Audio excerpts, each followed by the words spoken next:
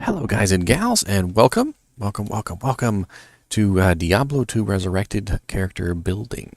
All right. So since Diablo 2 and Diablo II Lord of Destruction and Diablo II Resurrected are all essentially the same game, we can use all the tools from Diablo 2 to plan out characters. Now, we're going to hop right into this in a minute, but give me a second. I want to hop into chat, and that way I can see what you guys are saying. So what we're going to do today, I'm just going to outline it briefly while I'm doing this, is we're going to theory craft builds based on, sort of the knowledge that I have about Diablo 2. And I've got a pretty significant amount of knowledge. I've been playing for like 20 years. So there we go. I'm up into the video. Actually, hold on. I'm on the wrong doodad. I try and keep my my regular YouTube channel and my Ginger Gaming Mentor channel separate so that that way I don't accidentally do something stupid. Doing something stupid is bad. It's pretty bad. Actually, you know what I'm gonna do?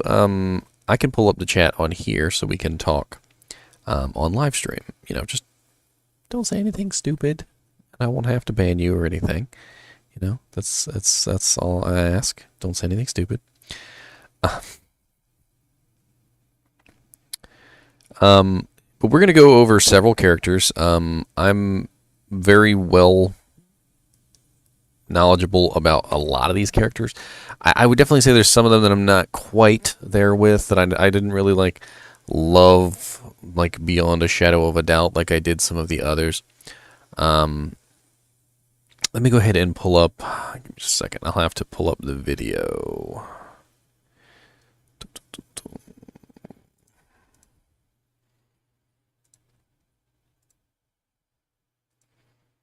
Okay, and then pop out the chat. So now we have a second window. And we're going to take the chat and pull it over to the side. And then I can add the chat.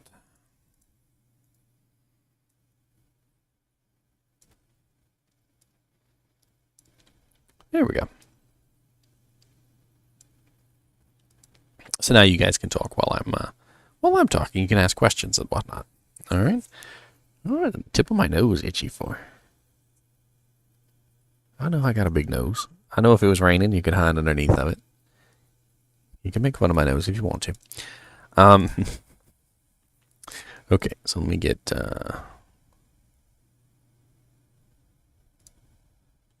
Actually, that's not quite going to work, is it? Hold on. I'm going to have to... This right here. Right here. I got to rearrange this a little bit.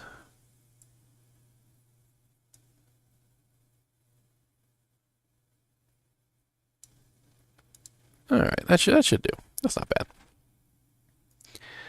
This is about how I see it on the screen, not necessarily how you see it on the screen. All right, so the first thing that we did here, let's go back. So you're going to choose your character. By the way, I have the link for this calculator in the description if you want to plan your own characters. So what you do is you're going to choose your character. We're going to go with Amazon first, just simply because. I'm going to choose level 65 because in my opinion and in my experience with Diablo 2, level 65 is a relatively easy level to get to, but it is also within reach to the point where you can build a character based on the level 65 amount of points and skills that you're going to get. Now, you can obviously get your character higher than this, but it takes a lot longer to get your character from, say, level 65 to 99 than it does to get your character from 1 to level 65. Especially if you're doing like Bale runs, Diablo 2 runs, Mephisto runs, etc., Pindleskin runs for gear. You're basically level 65 is going to be your not your hard cap, but your soft cap, where you realize that now it's going to take a considerable more effort to get your character higher. And every single level from this point forward is going to get progressively more difficult. To the point where, you're going to be at level 99 or level 98 for a really long time before you hit level 99. All right, so what we're going to do is we are going to check the points of 15 stat points from quests. We definitely want those 12 skill points from quests.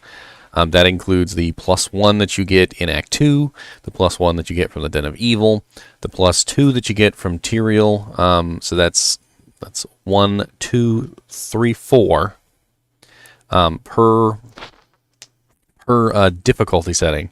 So 4 + 4 is 8, and 4 + 8 is 12.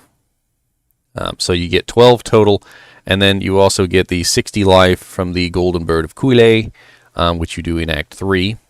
And then the 15 stat points are from the various quests as well. So we got our Amazon, level 65. We got our little checkboxes checked. We're going to hit Create My Character. All right. And this is our little Amazon right here. And you can see her stats. Okay.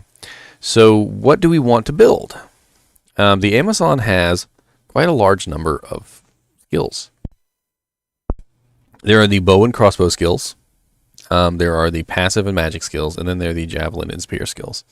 Now, when it comes to Amazon, if you're making a bowazon, you're going to ignore all of the javelin and spear skills. You're pretty much not going to put a single point into any of these. If you are going to be a javelin and spear Amazon, you're going to ignore all of the bow and crossbow skills. It's just as if these two trees don't exist, vice versa. Your passive and magic skills are not going to be ignored. There are some in here that are so important that you just absolutely need to at least, at the bare minimum, put 1 point into them. So passive critical strike does a chance to do double damage. Very, very, very, very useful. So at least put 1 point into that. Penetrate. Now, penetrate is the one that I would say that you definitely need no matter what build you're going with, because it increases your attack rating. So you're going to put 1 point into that at the very least, like bare minimum, even if you decide to go melee Amazon. So there's 3 different kinds of Amazons you can do. There's a bow and crossbow Amazon, there's a javelin and spear Amazon, and then there is the Javazon, which is basically the javelin only one. So these 3 over here, jab, impale, and fend, are spear attacks, but they can also be used with a javelin. These skills over here, power strike, poison javelin, lightning bolt, plague javelin, charge javelin, lightning strike, and lightning fury, those all have to be thrown, so you can't use those with a spear. But even then, penetrate is still going to help you with all of that. All right. Then your next one is one that only works for 2 of the Amazons, not the third. It's Pierce. Pierce is something that you really, really, really want to have if you're a bowazon or a javazon, but you do not need it if you are a spearazon. All right. I'm using a lot of these terms that you probably never heard before. So we're going to go ahead and put our point into Pierce. And I'm going to start out with a rather simple build. We're going to put 1 point into Inner Sight because it's actually fairly useful to increase the chance you have to hit targets. It also lights them up. So 1 point into that is not going to be a bad thing. I would also recommend that you put at least 1 point into every dodge. So you have this one, which gives you a chance to dodge when attacking or standing still. You have this dodge, which gives you a chance to dodge missiles when attacking or standing still. This one gives you a chance to a dodge when you are moving or running. All right. So I would recommend putting at least 1 point into all of these because they are going to increase your survivability massively. All right. Now, the thing about these, though, is that if they get too high of a percentage, I've actually gotten locked before in evasion. So it's really going to be up to you how high you want to bring these. But 1 point at the very least is going to allow your plus to all skills to help, beef these up a little bit. Now we go over here to our bow skills. All right. So we have a magical arrow. We have basically a fire tree. we have a ice tree, and then we have a like regular melee damage tree. All right. When you first start out, you're probably going to end up using something like Fire Arrow, Magic Arrow, or Cold Arrow. They're very low-level skills, and they're going to be useful for you when you start. But you will very quickly learn that multi-shot is probably one of the best skills to have, even if you have absolutely no intention of being a regular damage Amazon. Let's say you want to be a cold damage Amazon, or you want to be a fire damage Amazon. I would still recommend putting 1 point into multi-shot at the very least, because when you get all the plus skills and whatnot, it's going to have a large number of arrows. And basically, let's pretend you have like 4% lifesteal. All right, you shoot your multi-shot. Your multi-shot is like 10 arrows. The 10 arrows hit 10 different people. You have your pierce effect. So you have like a 50% chance to pierce half of your arrows, half of your 10, your 5, go through 5 more targets, which means you've now hit 15 targets with 4% lifesteal on each hit, which means you can very quickly just spray one multi-shot and all your health comes back. So don't underestimate multi-shot's ability to help you restore your mana and health when you have lifesteal and mana steal. All right, so you can build a multi-shot Amazon if you want to, but you're going to have a lot of physical damage. There are also Straphazons. Now, Straphazons are interesting, and basically what you do is your character just shoots at every single target nearby you, in up to a certain number of targets. So as you can see at the beginning, it's 5 targets, and let's go ahead and sink some points into it, and I'll show you what it does. So we have to get this one, and as you can see, as you beef it up, the damage increases and it maxes out at 10 targets total.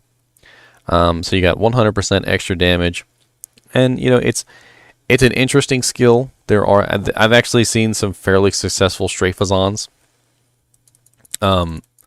It's not one of my favorites, but it can work out very nicely. Guided Arrow also is a very interesting one to use because it is just... It's almost like Bone Spirit. And I can't remember if they changed it or not, but it used to have a chance to, depending on your Pierce skill, if your Pierce skill was very high, the Guided Arrow would pierce through the target, turn around, and hit them again. And so one arrow would actually do 2 or 3 or 4 hits of damage on the same target, and it could be very, very effective. There are obviously synergies as well. So here you can see that the ice arrow, the freezing arrow, whatnot, all gain synergies from each other. I would still recommend that you beef up, for instance, if you were going to be a Freezazon, that you beef up your max skill first, and then go back and beef up the rest. Now, it's not really going to work that way because as you level up, you're going to notice that, like, for instance, once you hit level... It doesn't show it on here. I believe this is a level 30 skill, so once you hit level 30 and you put your first point to this, it's immediately going to gray out. And you're not going to be able to put any more points into it. So at that point, as you're leveling up your character, you probably will have something more along the lines of this. And you notice that every point that you put, like for instance, let me show you. So right now it is 45 to 56 damage. All right. So if we were to max out these two,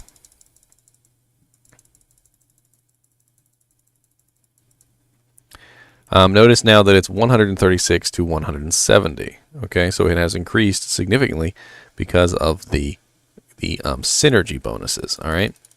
However,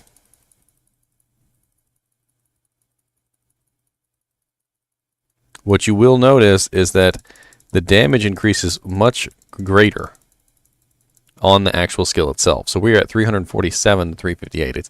It's more than double what it was with the synergy bonuses from both of these skills. All right? That's why I say put the points into the skill first and then the synergies, if you can. In fact, once you hit level, like 60 or whatever, you might go back, reset your skills, and then put them in a different way. But now let's look at it with all of our synergy bonuses maxed out. So let's go ahead and grab 20 of all, just so you can kind of see what the maximum damage would be. So this is without any plus to all skills, obviously. So we are at 1,054 to 1,088 damage with an attack of 211% plus. That means we're having a pretty good chance of hitting targets. And they freeze for 4 seconds. Now, one of the downsides to building a freeze-on is immunities. So when you get to hell, you're going to find that there are monsters that are immune to cold. And if you are a cold Amazon, you're going to have a really hard time killing them. So I would recommend that you find a way to incorporate different damage types into your build. So instead of going completely cold, perhaps a decent number of points in Magic Arrow or something like that. It gives 2% to extra to magical damage. So if you notice, Magical Arrow is 20% of all physical damage is converted to magic damage, and there are not a lot of monsters in the game that have magic immunity. So if you had a very nice cold damage attack and a very nice magic damage attack, you should be fairly good in hell, unless you happen to come across that rare monster, which is magic cold immune. Another way to build your character is a Javelin. So let's go ahead and pull everything from this tree. And we're going to keep one in penetrate. And we're going to go over to the Javelin tree. All right. So what I would recommend, if you decide to go with a melee Javelin, Fend is actually a very good skill for a melee Javelin. It's a multiple hit attack. It's like 3 quick strikes. It has pretty decent damage, attack rating plus at the very least. And you're going to have to get a lot of the extra damage from other sources, like Crushing Blow or things like that. You could also go with Impale, which is a rather large damage boost, but all of this is melee damage. And the problem with melee damage is that in Hell difficulty setting, the monsters have a very large, I think it's like 50 to 75% physical damage resistance, which makes a purely physical damage character very difficult to play. Now, granted, you don't really have to put very many points in for a physical Amazon. So let's look at this logically. So you're probably going to put at least maybe 10 points into your double damage. And then you don't need that many points into penetrate, so probably about 10 points into penetrate. And let's say, for instance, I decide I'm going to make an Impalazon. All right, so I'm definitely going to max Impale. I'm already kind of done on my offensive skills. The only other thing that I can do at this point is to beef up my defenses. So what we would do is probably keep 1 point in this inner sight, because we're going to want that negative defense. And also the light is kind of nice. But we're going to put most of our points into our dodges. So we're going to just beef them all up individually. Might as well. And we're going to put all of our points in here.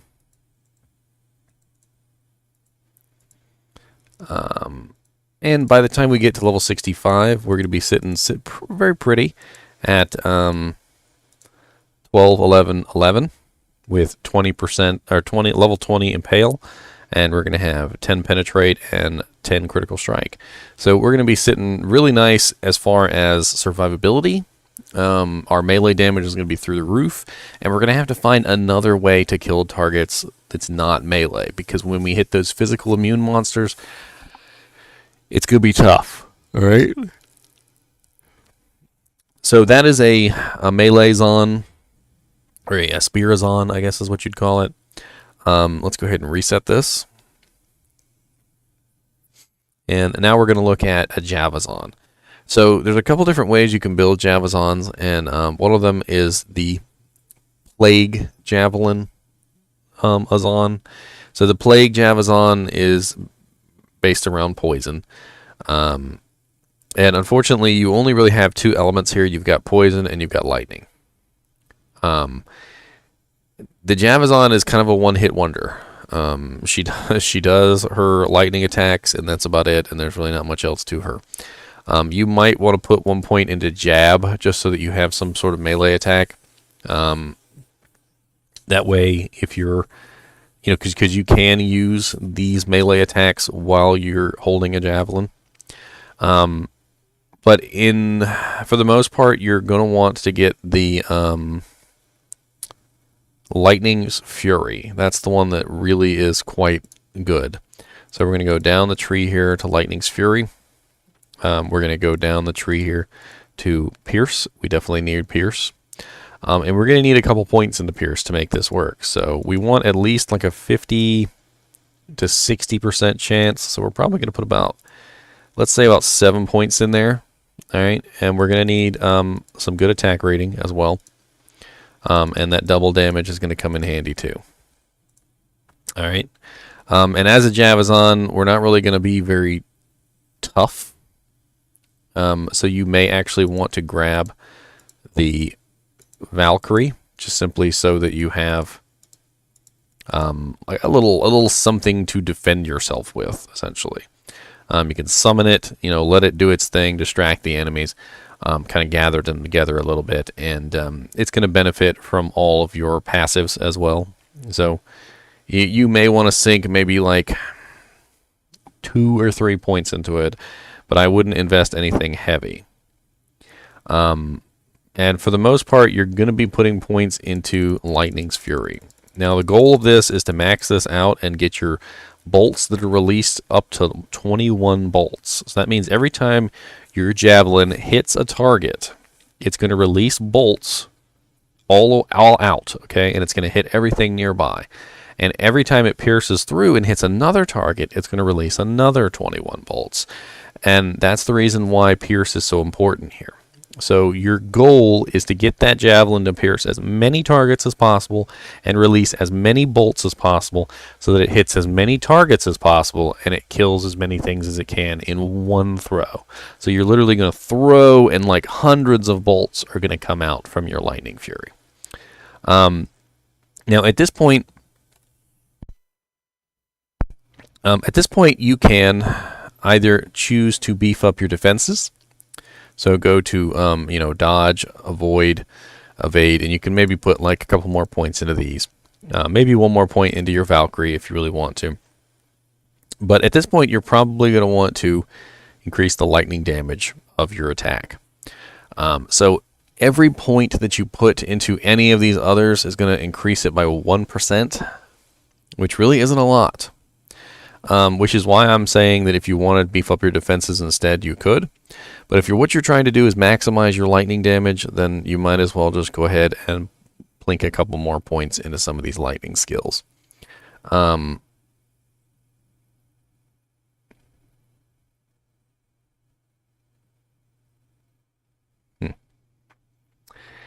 So what we could probably do first is Power Strike. Since they're all 1%, it really doesn't matter.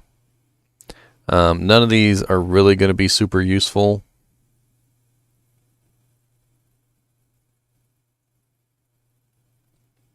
I was trying to remember.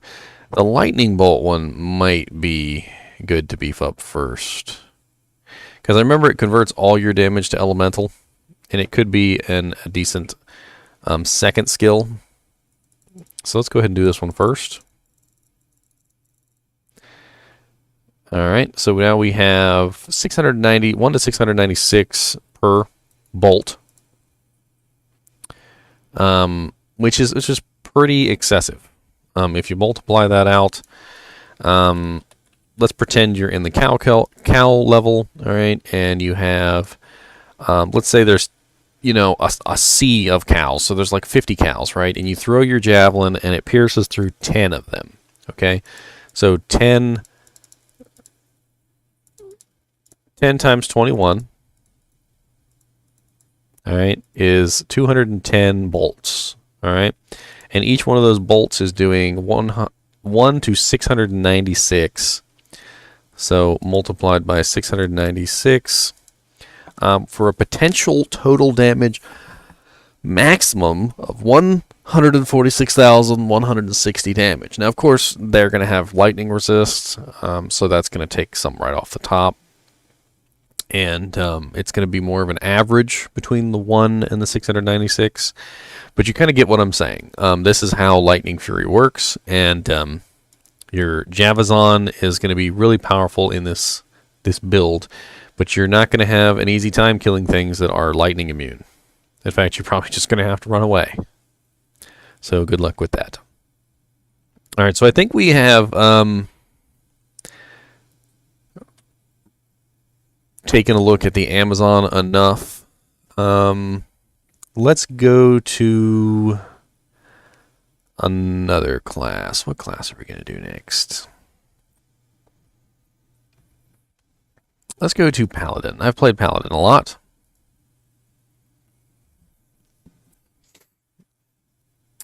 All right, so there we have our Paladin ready to fight.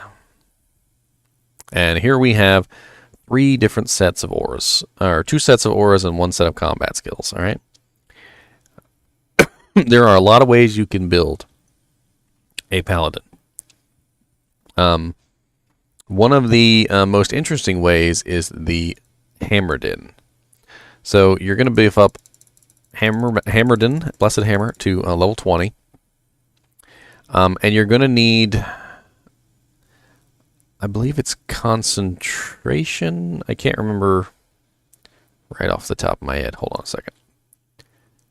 Because I remember there was one particular aura which gave Blessed Hammer the most damage.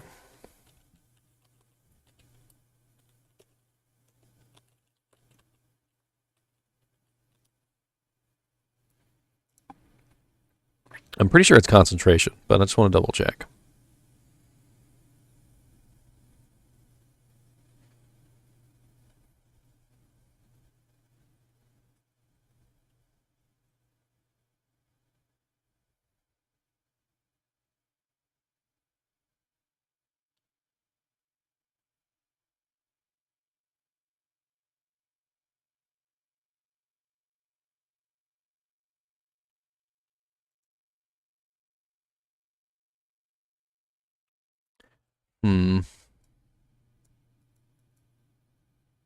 Yes, okay. So concentration aura boosts the damage of hammers. Might and fanaticism do not, but only by 50% of concentration's listed bonus. So if concentration is, let's see. All right. So, my bad. Let's go ahead and beef up concentration.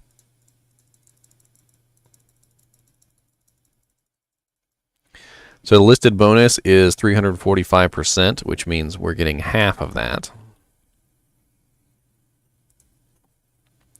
So 345 divided by 2 is 172.5%. And then we're going to beef up the synergies. Now, what I would recommend is that you grab Holy Shield.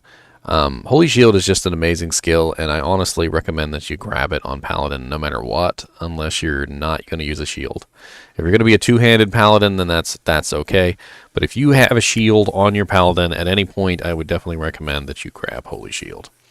So we're going to beef up the synergies, which is Blessed Aim and Vigor. So we have to get to Blessed Aim and Vigor. Vigor comes in handy when you want to run around. It's actually kind of neat. So we're going to pop a couple points into Blessed Aim. And points into Vigor. It really doesn't matter. We can beef up both of these. You could honestly beef them up unequally if you wanted. If you wanted to just have like max Vigor for no reason. I would also recommend that you put at least 1 point into Redemption. Where are you, Redemption? Since you're already down here, Redemption is a very good way to restore your mana and your life, and you're going to need a lot of mana as a Blessed Hammerden. And since you're not going to be attacking anything with a physical weapon to have lifesteal, you're going to need some way to restore your mana besides lifesteal. And Redemption is a very easy way to do that. So you're going to have that on swap. You're going to swap off your concentration aura to your Redemption aura, and you're going to restore some of your health and mana. All right. So as of right now, we have a total of 700 and let's just say 750 Blessed Hammer damage, plus the 172.5% of concentration. All right. So 750 plus 172.5%. So we're looking at about 1,293 damage. Now that might not sound like much, okay? But your Blessed Hammer can hit a target more than once.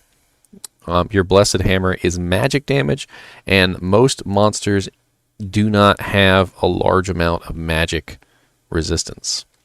And we still have 7 points left. So let's see how we want to spend these.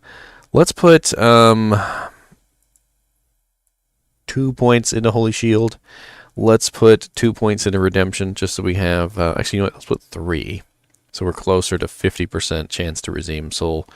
And then let's take the rest of our points and split them between Blessed Aim and Vigor. So now we're looking at 860-ish. So let's clear that. Plus 172.5%. So 1,483, and that's before you start adding in any skill plus bonuses. So when you have like +2 to all skills or +3 to all skills, etc., it's going to beef up your Blessed Hammer, and it's going to beef up your concentration, and that's going to in turn beef up your damage. And that's going to make your Holy Shield and your Redemption better as well, so that as you play your Hammerden, you know, you're going to have an easier time blocking attacks and restoring your mana. So let's go across some other skills here. That's a Hammerden. Another interesting build is a Vengeance Paladin. Okay, so as a Vengeance Paladin, you're going to get Sacrifice, Zeal, Vengeance. And you're going to beef up Vengeance all the way. So you're just going to head and slam 20 points in there. Now, Vengeance has a huge bonus from Resist Fire, Resist Cold, and Resist Lightning. Again, I would recommend that you grab at least 1 point into Holy Shield. So we're going to grab Holy Shield. And then what we're going to do is we're going to go over here and we're going to start beefing up these auras. All right. So we need, what are we looking at here? So at least 1 point into all of these. Resist Fire, Cold Resist, Resist Lightning, and 1 point into Salvation. At the very least 1 point into Salvation. Salvation isn't going to be the best because it only gives 2% as opposed to these that give 10. Another benefit to going with the Vengeance Paladin is that for every 2 points you put into one of these, you gain 1 to your maximum resistance in that particular element. So if you put 2 points into fire resist, you're going to be able to have 76 fire resist instead of 75, and so forth and so on. So as you max these out, you'll notice that your total resistances are going to get higher and higher. All right. Now the other skill that you're going to need is Conviction. All right. Now Conviction is down here, and you're going to have to put a couple points into a couple different things to reach it. Conviction reduces the total defense and the total resistances of any monster nearby. which is going to be a huge boon to you, because when you have your vengeance all maxed out, you're going to be able to, you know, just smash the living daylights out of things, and they can't really defend themselves. Imagine if you went to Diablo with 0 fire resist, and then Diablo had a skill which reduced your fire resist even further to negative 50%, and then he uses attack on you. It's going to increase into his damage by a rather large margin. So you're going to beef up your conviction. Now, you don't need to get it past here. You see how it says resistance is negative 100%? There is I think it's like level 25. It starts to have extremely diminishing returns. So if you have +5 to all skills, you can get to level 20. If you have +6 to all skills, you can get to level 19. If you have +7 to all skills, you can get to level 18, and so forth and so on. So only raise it as high as you need to raise it to complete the level 25 pointage. All right. So I'm going to pretend that I have, at the very least, I've got +7 to all skills. So I'm going to put it at 18. All right. Now, at this point, you've got your vengeance maxed, you've got your conviction maxed, and your next skill that you're going to want to max is the fire and cold and lightning resists. So you're going to go ahead and drop points into these.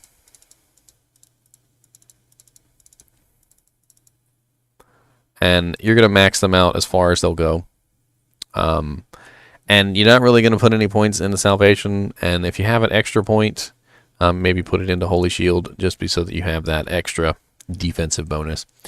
And that's pretty much all you're going to do. Now that you have Conviction, Vengeance, and these maxed out as far as you can go, you're as good as you're going to get. And since you're only level 65, you're going to spend some time leveling up your character. You're going to get more skill points, and eventually you're going to be an even better Vengeance-adin. Okay? Now, let's go ahead and reset.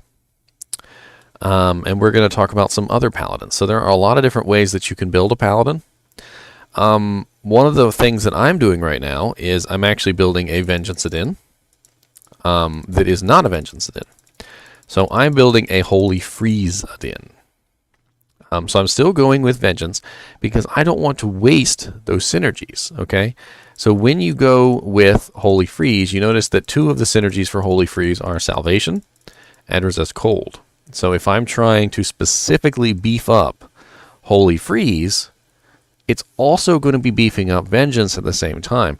So why not double down? So again, we're going to grab Holy Shield because it's just an amazing skill.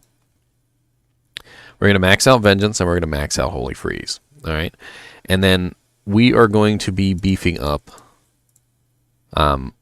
Resist Cold a lot, because Resist Cold is specifically going to beef up our Holy Freeze. And then we're also going to be beefing up these others as well to help out Vengeance.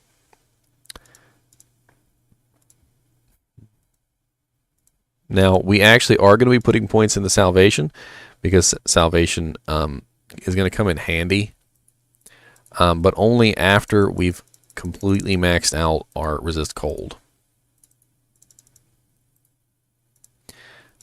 All right, so we've got, let's say you put all 20 points into Resist Cold. That's going to help out your Vengeance a whole lot. You're still going to be dealing extra fire damage. You're still going to be dealing extra lightning damage, and you're going to have an increased attack percentage on your Vengeance. The Holy Freeze is going to give you an enemy slowed by 54% in 29 yards around your character, which means everything pretty much around you is going to be slowed by 54%, except for those rare monsters that are either immune to cold or immune to slowing effects. Now, as you level up, you're going to beef up Fire Resist, Lightning Resist, and Salvation. Now, if you were a Vengeance-adin, you wouldn't beef up Salvation because it only does 2% to the total. However, it's 2% to all elements, so if you calculate it out a little bit more differently, it's 2, 2, and 2, which is 2, 4, 6. So it's technically 6% total because it's giving 2% to each element, fire, cold, and lightning. but it's not as good as the 10% to each individual element. Now, one could say that since you put 20 points into salvation, so let's calculate this out. So if you put 20 points into salvation at 6% per level, you're getting a total of 120% plus to all, well, not all the elements, to damage. 120% plus to damage. 20 points into any of these, even if you spread it all out or put it all into one, is going to get you 20 times 10 is 200% in that one element, or 200% in all the elements combined.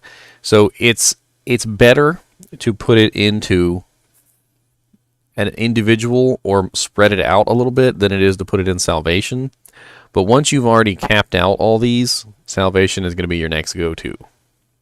However, salvation is 7% for the cold, so if you're focusing on Holy Freeze, salvation is going to make sense if you've already capped out your cold resist. And it's still going to be helping out Vengeance as well, so it's kind of like an if-or.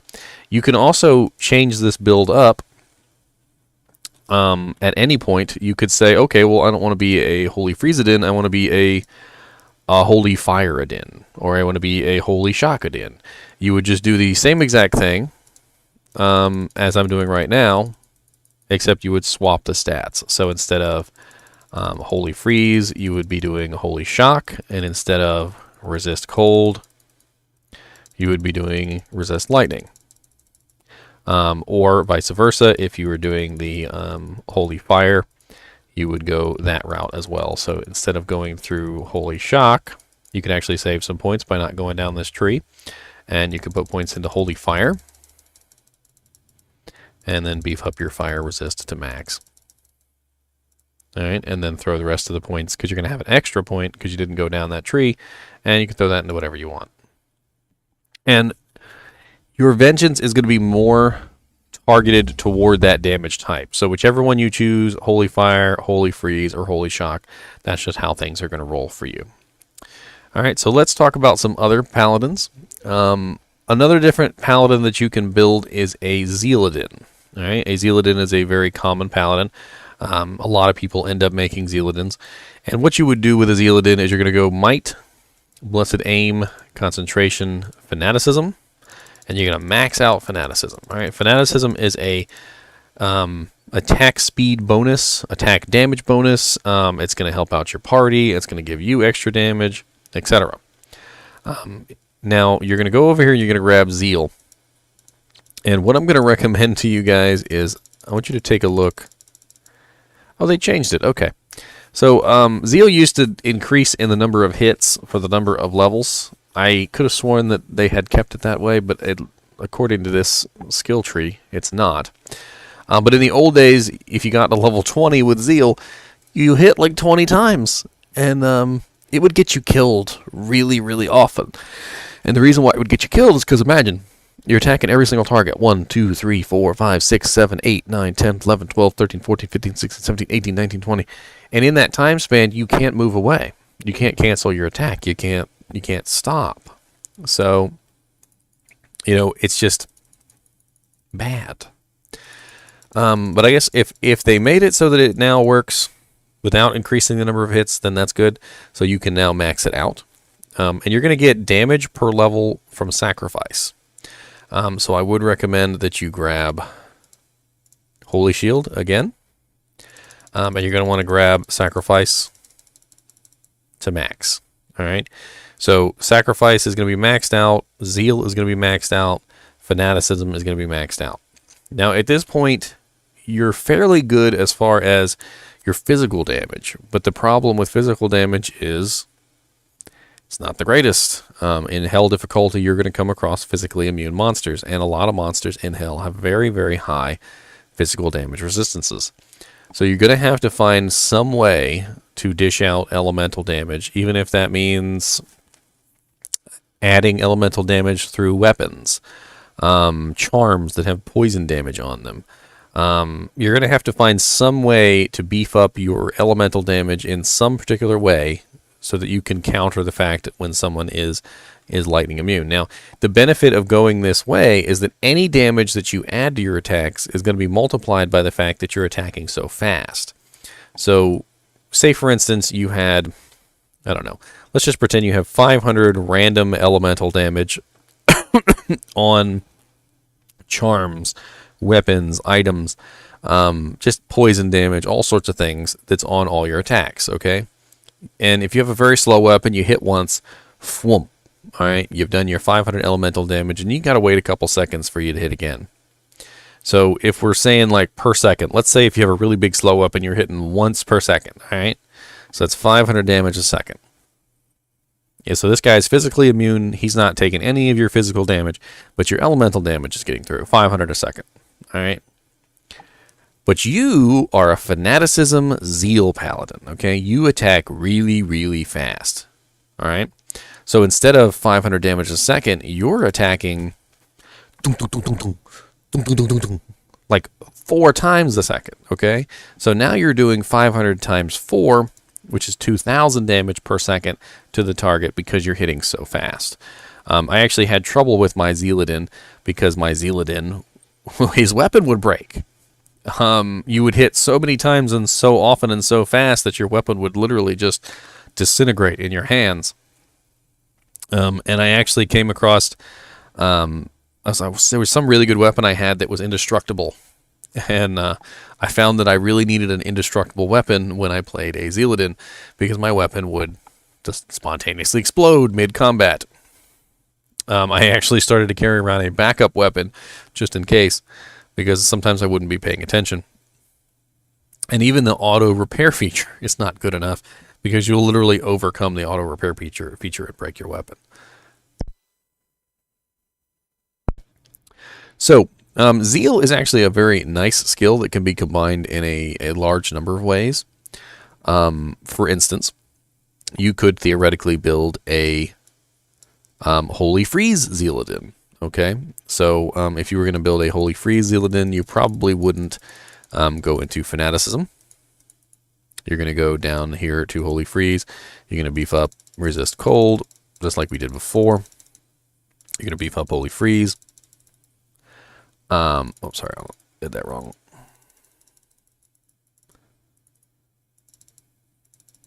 All right, and that's probably how it's going to look. So you're going to have a fairly large amount of melee damage. You're going to have a fairly large amount of cold damage. And you're going to have those synergy bonuses from cold resist going into the Holy Freeze. You're going to be doing anywhere between 430 to 446 cold damage per strike. And like I was talking about earlier, because of how many times you attack with Zeal, you're going to be focusing on your weapon speed. Now, granted, you're not going to have that amazing bonus from Fanaticism, but you're still going to be focusing on weapon speed, so you're still going to be attacking fast, and you're going to be multiplying that cold damage with every single attack. Now, the really cool thing is because all the enemies are going to be slowed around you by 54%, you're going to get hit less, which means you're going to be interrupted less. So you're going to get off more attacks more quickly, and the enemies are not going to hit you as much. So the 54% cold is going to help you stay alive. So let's look at some other methods. So there's also a Charge-a-din. I've seen a couple do Smite-a-dins. Smite-a-dins are actually really cool. You're going to beef up your smite as high as possible, and then I believe Smite-a-dins actually use might. I'm not 100% sure on that. Let me just double check.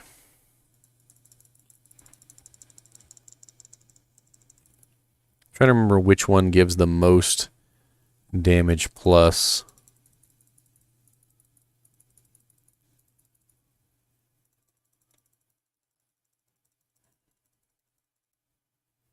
I mean, it could be Fanaticism. They're basically, Paladin has these 3 auras, and each one of them has a specialty. So, Fanaticism specifically is designed to give you extra attack speed. Concentration prevents you from being interrupted on your attacks and also gives you plus to damage. Concentration is also the only melee or aura that gives damage to Blessed Hammer. Might seems to be specifically focused around damage, and if I remember correctly, it gives the highest percentage of damage out of all of them. Let me just double check this real quick.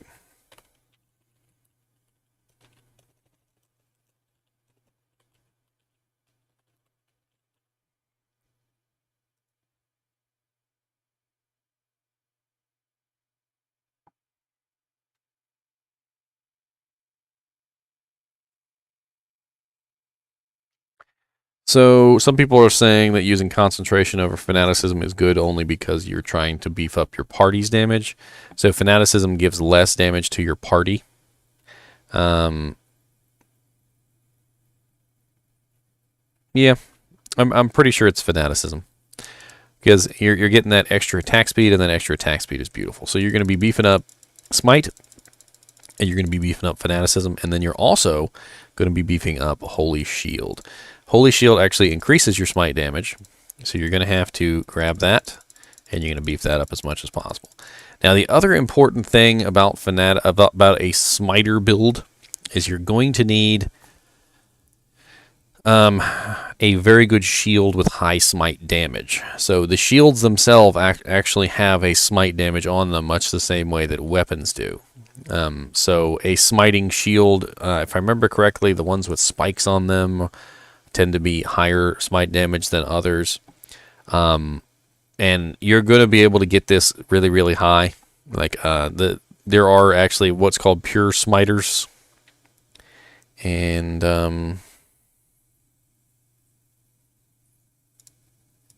let's see here. You might have a lot of fun being a pure smiter. There's also a Fist of the Heavens build, and Fist of the Heavens is a very interesting skill since it's lightning damage. It takes a lot of points to get to Fist of the Heavens, though, which is really obnoxious. So when you beef up Fist of the Heavens all the way, it does about 720 to 770 lightning damage, and then you're going to have to beef up Holy Bolt, or sorry, Holy Shock. So you're going to go down here and you're going to grab Holy Shock, which is going to increase the lightning damage to 1728 to 1848.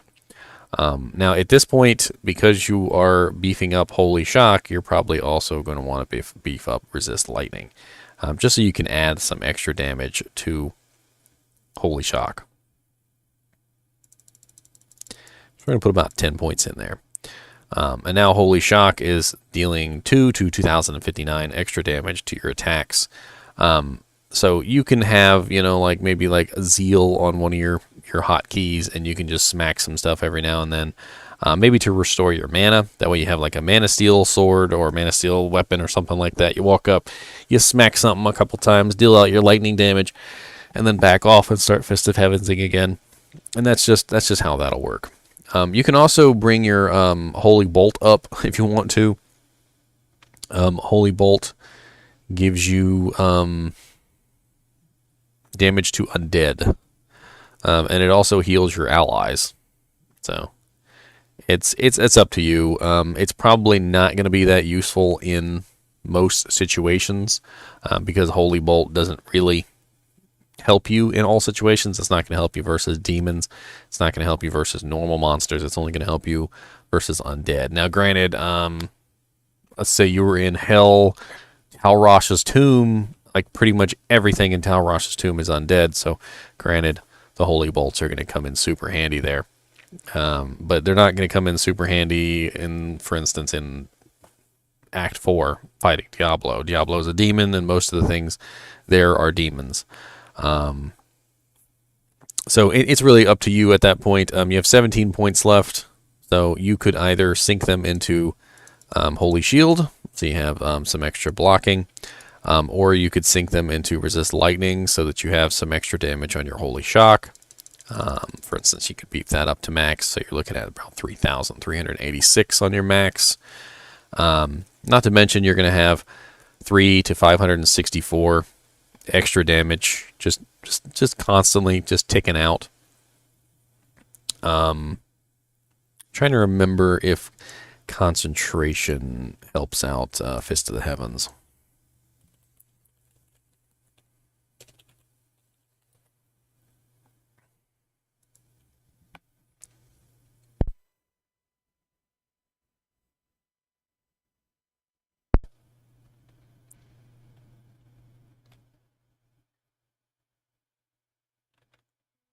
Try to remember here.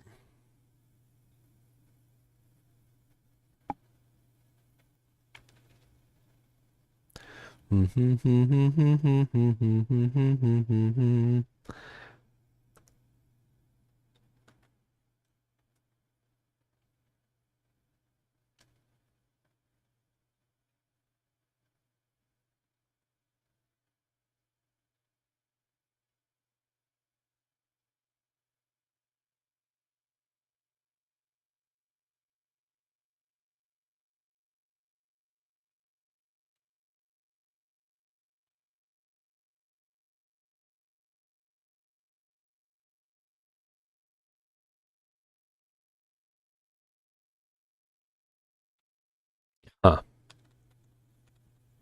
I mean, yeah, you could possibly go into a conviction setup. So instead of going this route, probably about at least 12 to 13 points into conviction, so that you can get the negative effect on the, like for instance, anything that's very highly lightning resistant, you can reduce their resistances to a point where you might actually be able to damage them. So that might work out pretty well.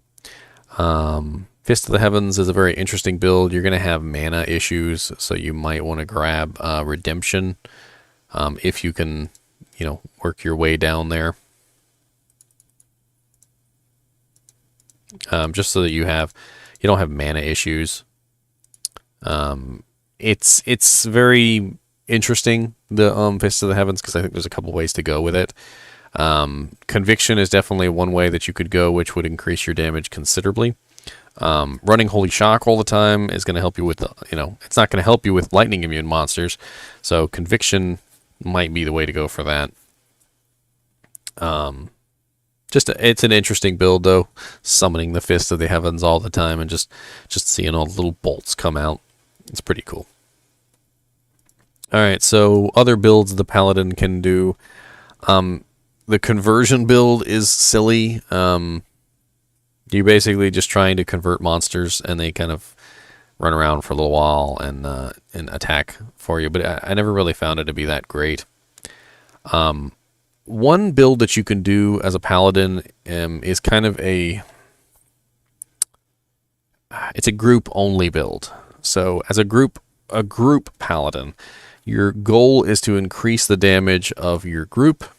And I believe the one that increases the most damage of groups is Concentration. You're going to have other auras on you to help out your group. Like, for instance, you might have a couple points in Conviction.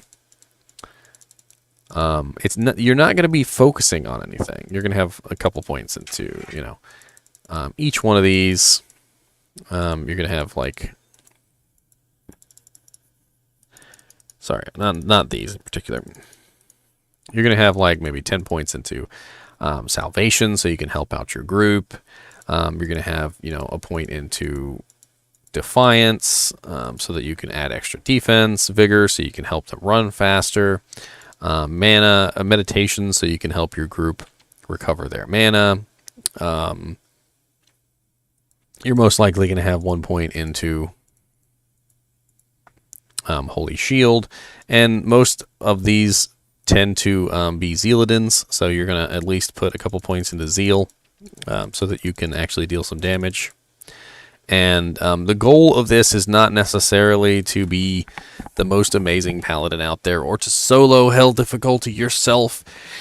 It's to be an effective group team member, so that when you're playing with others and you're, let's say your group has really poor resistances and you're in hell, but they deal lots of damage, you're going to be running Salvation, and you're going to help them stay alive. Maybe their damage isn't so great, but their resistances are awesome and they can stay alive just fine, but they can't seem to kill anything. You're going to be running Concentration. When you're running to a target, you're going to put Vigor up so that everybody can run really fast. When your teammates are running out of mana, you can pop up Meditation. I wouldn't recommend getting Redemption because it's a very non-team related skill. There are many different classes that require dead bodies to perform their skills, like Necromancers, Barbarians, Druids. And they're not going to take very kindly to you stealing their dead bodies. All right. So we've gone over a rather large number of builds for Paladin. Let's move on to another class. So let's go to the Druid. The Druidic.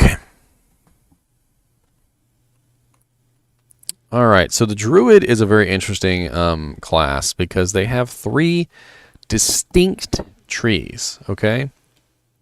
They have a summoning tree, completely summoning. They have a shape-shifting tree, which is completely like melee. And then they have a elemental tree, which is completely elemental. One thing I would recommend is that if you decide to go through any of the trees, Cyclone Armor is an amazing skill to grab. It absorbs straight up elemental damage. I don't recommend putting 20 points into it or anything, but just grab it and then cast it. It's just free HP. It's a 1-point wonder. You know, when you get some plus bonus skills and whatnot, it's going to be useful.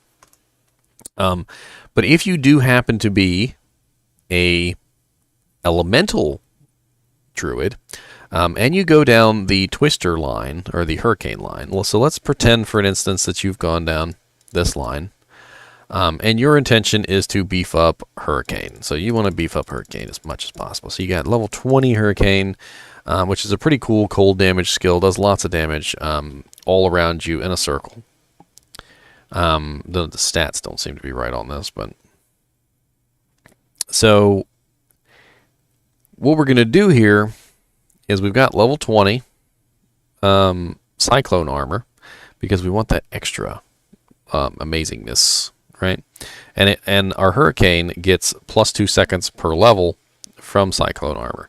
So the duration of our Hurricane is now 50 seconds. So it's just gonna hover around us for 50 seconds, and it's now an amazingly long skill. All right, but we also need to beef up Twister and Tornado.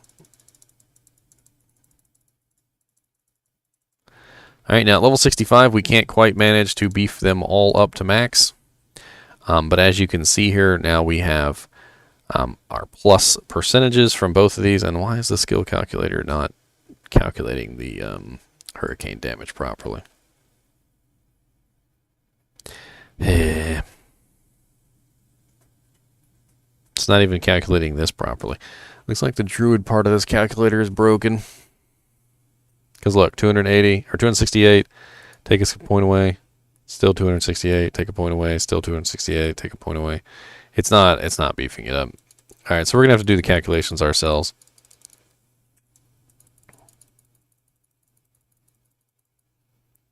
All right, so we have 268 plus 777, so 7 plus. No, plus. We need plus. So 21, and then times 20 points is 420%. So 420% plus 268. 268 plus 420%. So you would have an effective defense against all elements by 1,125, and that's not including any skill bonuses. This essentially makes you immune to elemental damage, and you can cast it over and over and over and over again. And since you are a caster and you're probably going to have quite a large amount of mana regeneration, you're going to be able to cast it repeatedly. You could literally stand in front of Diablo and just hold down the right click, and Diablo would not be able to kill you with his fire or his lightning attacks. Now, melee attacks are a completely different story, but you shouldn't be in melee range. And I did say stand in front of Diablo, but hey. Let's move on from Druid, since it seems like the Druid tree is broken. I would like to just simply, go over some basic things, though, here. You've got your Werewolf Druid, and you have your Bear Druid. So your Bear Druid is very defensive, has lots of armor, and your Werewolf Druid has a attack speed bonus and lots of damage. You're going to get a huge amount of defensive capability with your Werebear, and you're going to get a huge amount of offensive capability with your Werewolf. I definitely would recommend that you, if you build one or the other, definitely build that tree and not both. Then we have this summoning tree, which I always found really interesting. You've got the grizzly bear, you've got these creepers. These creepers are really cool. The poison creeper summons a vine that spreads disease to all it contacts. The carrion vine summons a vine that eats corpses and replenishes your life. It's very similar to Redemption. And then solar creeper summons a vine that eats corpses and replenishes your mana. That's what I was telling you earlier, that having Redemption as a team Paladin is not really the greatest because you have other people who are trying to use those corpses as well. Then you have your really cool little sages here. You got like a one that increases health to everybody nearby. You've got Heart of the Wolverine, which increases damage and attack percentage. And then you got Spirit Barbs, which makes thorn damage on your pets.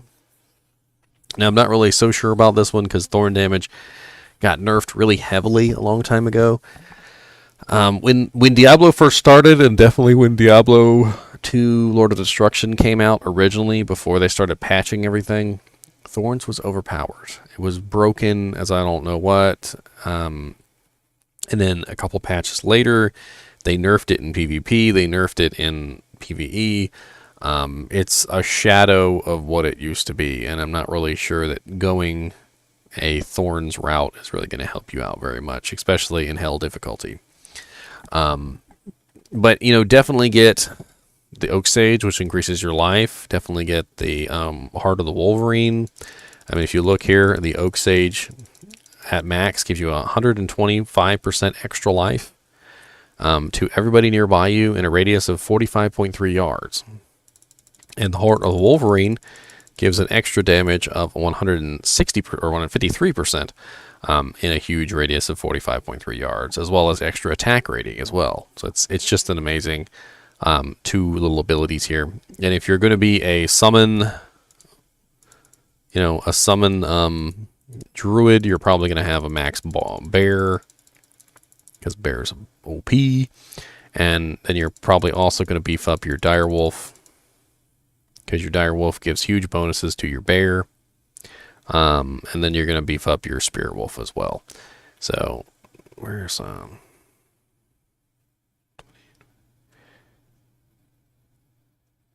Yep, that's pretty much the end of it right there. Obviously, you're not going to put all your points into all these things. I mean, you might have 10 into this, and you might end up putting 20 into this one because it gives damage to all your creatures. And then you're probably going to have a decent number of wolves. Your dire wolves are going to be better than your spirit wolves and your spirit wolves, etc.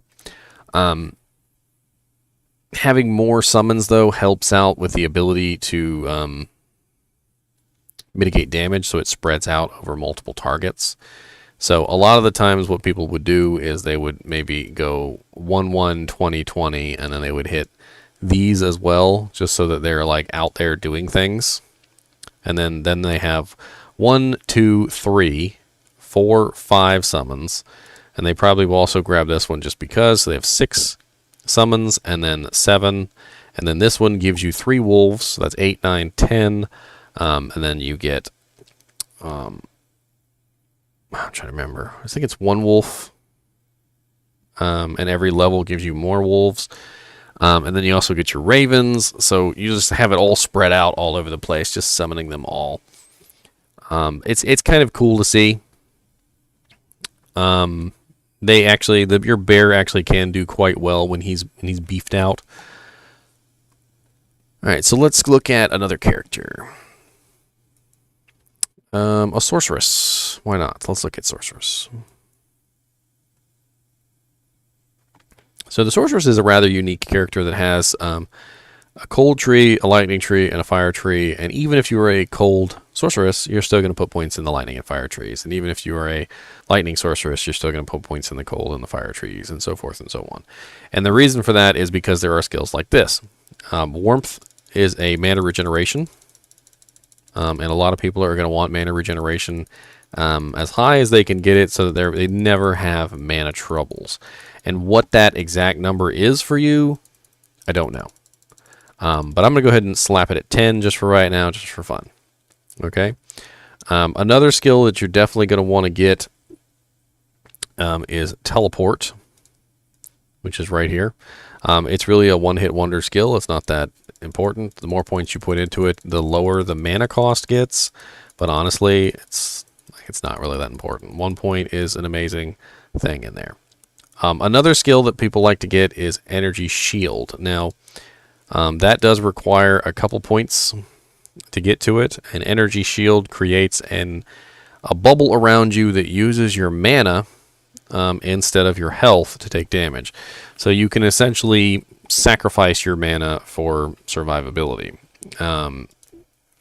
You can beef this up if you want to. It increases the percentage that it absorbs. But the more that you increase this, the more your mana is going to disappear.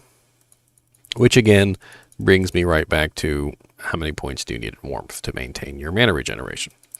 But at the very least, a lot of people will put 1 point into this so that they have a defensive capability. Another one over here that you want for defensive capability is Frozen Armor, Shiver Armor, or Chilling Armor, and it really depends on which one you want there. Now, if you're an Ice Sorceress, you may want to actually beef up one of these because they're going to do a massive amount of damage depending on, what skills you have. But if you're not an Ice Sorceress, you probably don't want to bother. You just want to get the basic one that's going to give you the defense bonus that you need. So probably something like, I think it was Shiver Armor was one of the better ones. Because it actually raises for 1.2 seconds, for cold length 4 seconds. Yeah, I can't remember which one was the better one, but a lot of people would just put maybe 1 point into the first one just so they have some armor. So you're looking at Frozen Armor, you've got Energy Shield, you got your Warmth, which is restoring your mana. And at this point, you're deciding, where do I want to go? Like, what skill tree do I want to go in?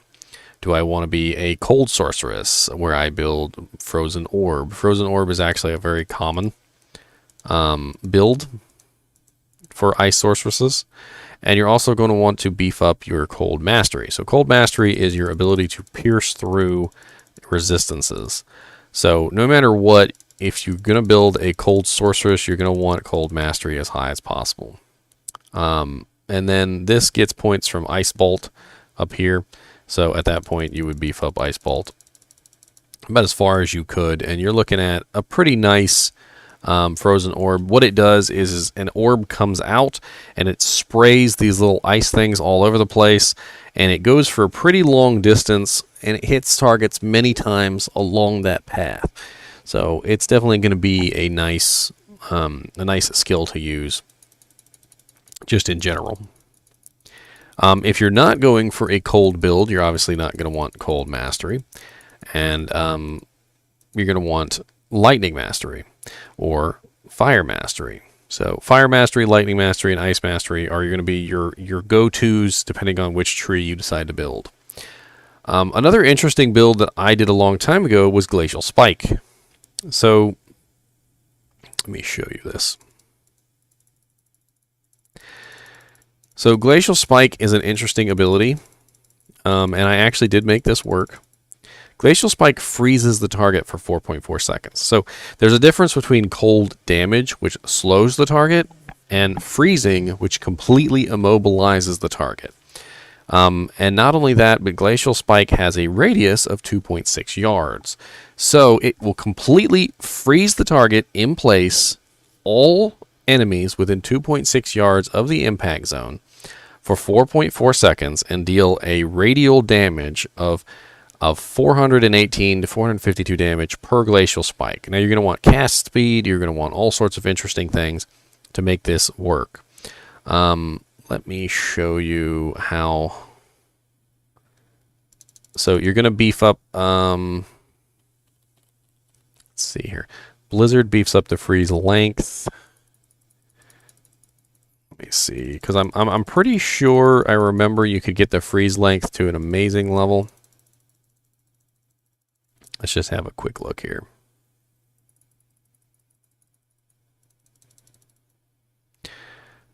Of course it's not working. The skill calculator is broken. Oh, wrong one, that's right. My bad.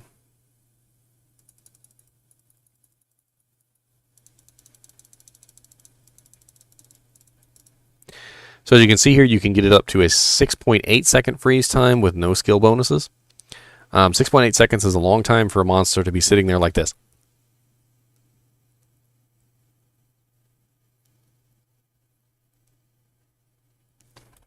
See what I mean?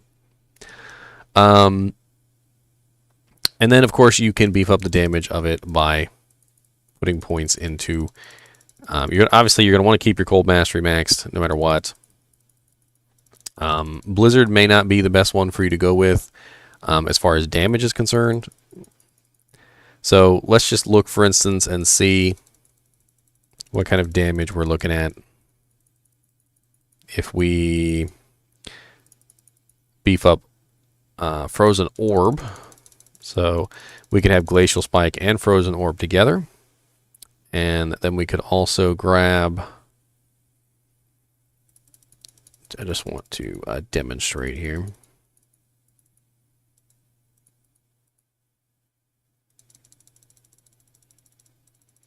I'm not even sure if the synergies are working.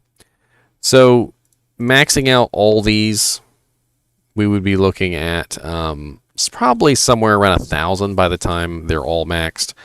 You're talking about 1,000 damage in a 2.6 yard radius around whatever target you're hitting, and that target would be frozen for 4.5 seconds. It's going to be an interesting build, nonetheless. I played around with it for a long time, and I actually really enjoyed it because you're pretty much just spamming Glacial Spike, and then you throw in an occasional Frozen Orb, and you do massive amounts of damage that way too.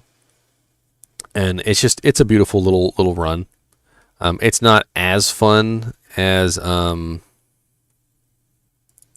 I doing? So Ice Bolt increases the damage of Frozen Orb.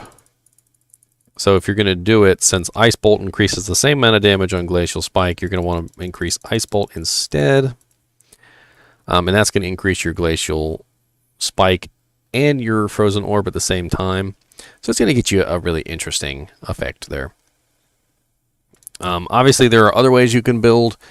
There actually is a really cool build that some people do where they basically just tank out enchant. So let me show you. And you're going to want to max out Warmth and Fire Mastery. And then, of course, you're going to get Teleport and probably some armor. And what this does is it gives you an enchant weapon with the duration of 600 seconds of 303 to 396 with an attack plus of 191%. And you can cast this on everyone. Let me make sure that's actually 348. Okay.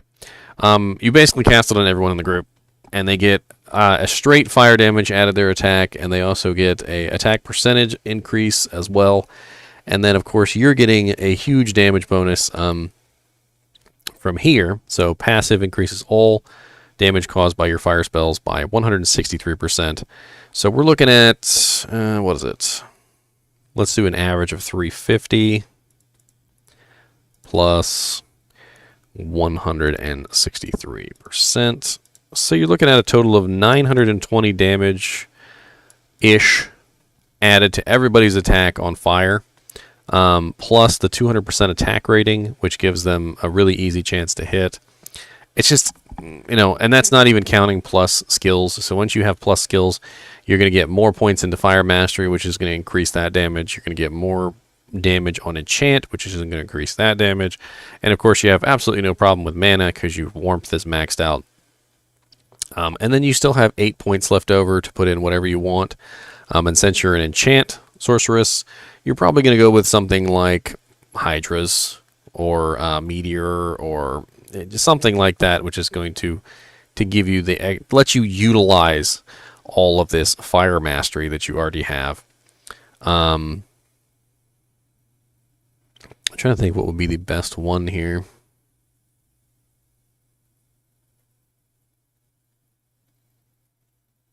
I mean, throwing up some Hydras might not necessarily be a bad idea, but they're not going to do a massive amount of damage.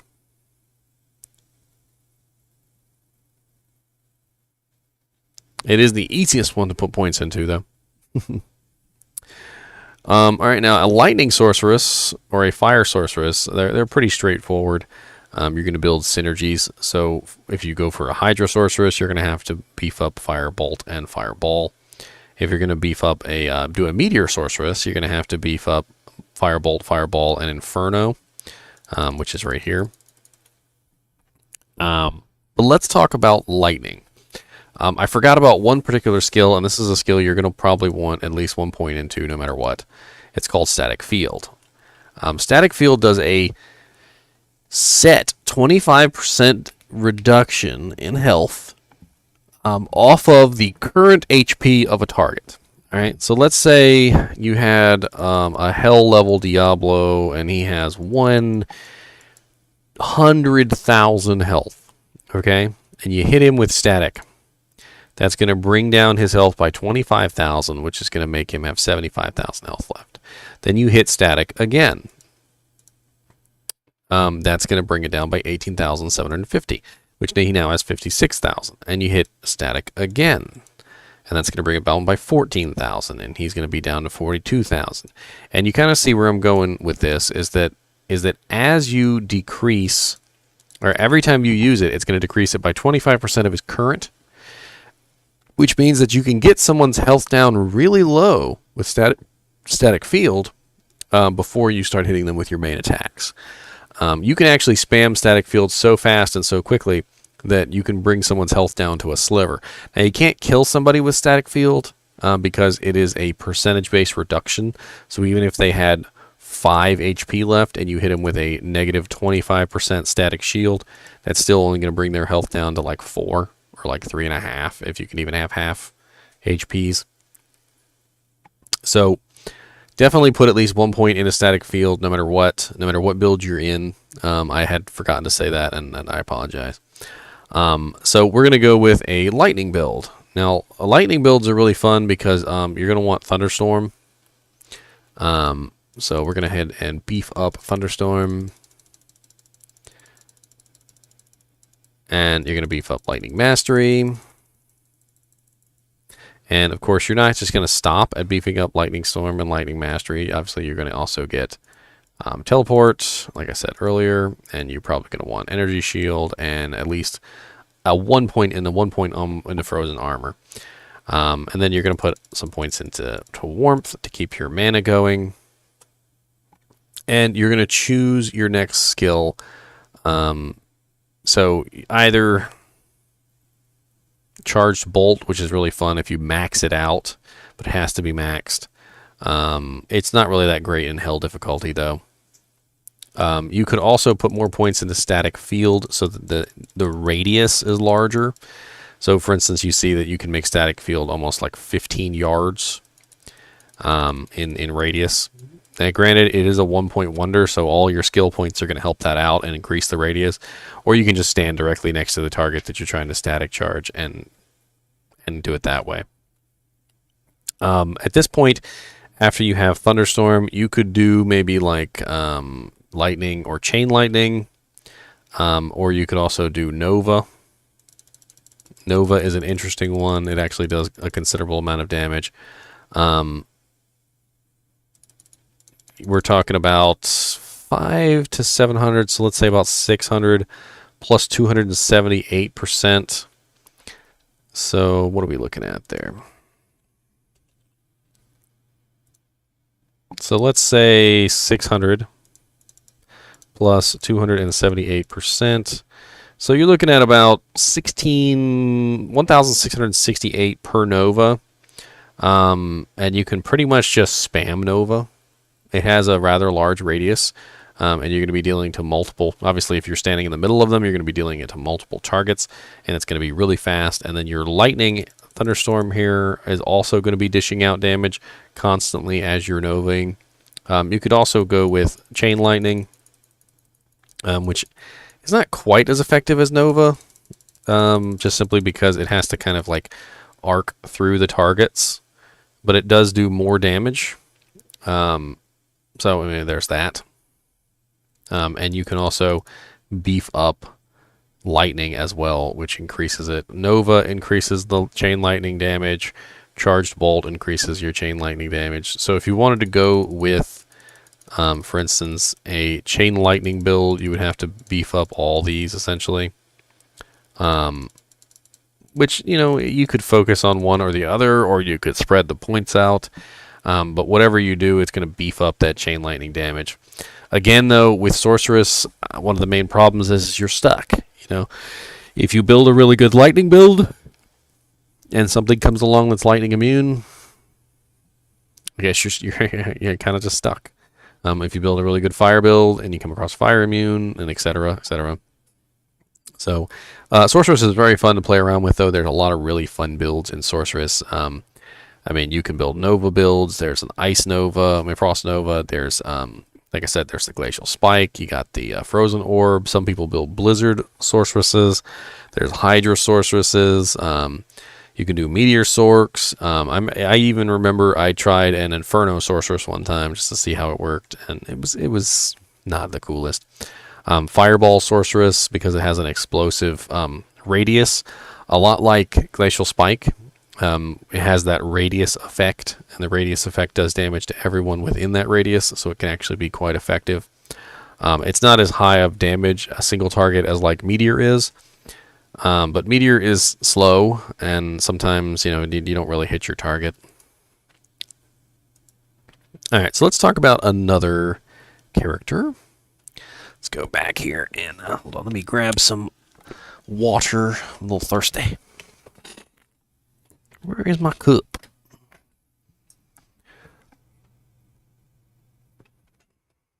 What the hey? Oh, there it is. Whew. I've been talking quite a lot, so, you know, my throat's a little dry.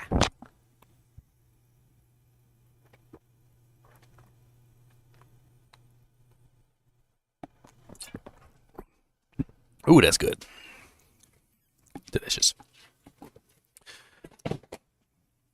All right, so let's talk about some more builds. I know there's 1,000 million builds on here, but you know, that was my whole goal, is I wanted to talk about builds today. So let's go ahead and choose our next character. So let's go to Necromancer.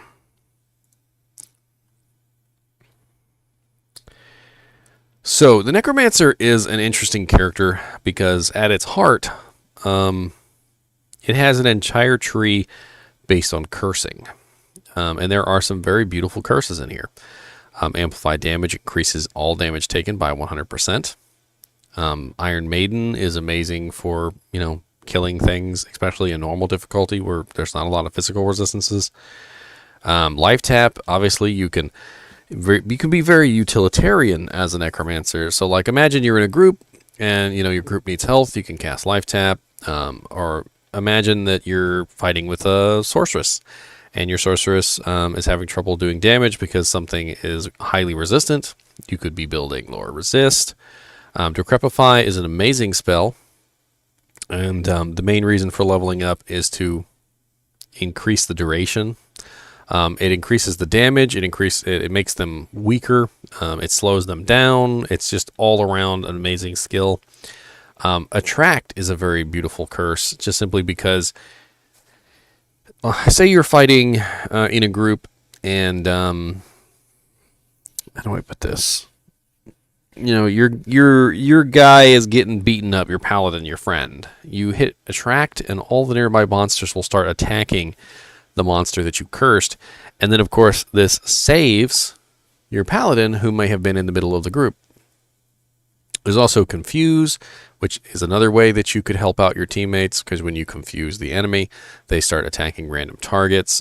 Dim Vision is an amazing curse, which reduces the ability for them to hit things that are nearby. It also makes it very hard for them to see you. It's kind of hard to explain, but when you cast it, it's just the way the monsters behave is different, because it's like they can't see anything. You honestly, you could have like a freaking Necromancer that just has 1 point in every curse, and then like plus to all skills with lots of plus to curses, and you'd just be an amazing utilitarian Necromancer. You might not be the best Necromancer solo, but you would be an amazing help to your team, because you'd constantly have a good curse to cast at any given time. You can also do a Poison Necromancer, which is quite fun. So if as a Poison Necromancer, you're going to be beefing up Poison Dagger. You're going to be beefing up Poison Explosion. And then you're going to be beefing up Poison Nova. And you're going to want all three of these, because all three of these synergize with each other to the point where they have massive bonuses to all of them. And in this setup, obviously, you're going to have a dagger, and you're gonna be exploding corpses into poison explosions, and you're going to be spamming Poison Nova, and you're going to lag the crap out of everybody, because I remember Poison Novas being super laggy. And this build is fairly straightforward. You're left over with about 13 points. You're probably going to put at least 1 into amplify damage, and then you're going to get probably a Golem. Most likely the starter Golem, which is the clay Golem, and you might put a couple points into him just to keep him alive. And that's probably your Poison Nova build in a nutshell. You're going to come across monsters that are poison immune, and that's just how you're going to have to deal with it. You're just going to have to deal with it.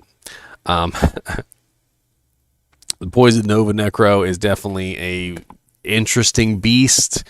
If you ever play one, you'll understand what I mean. Yeah.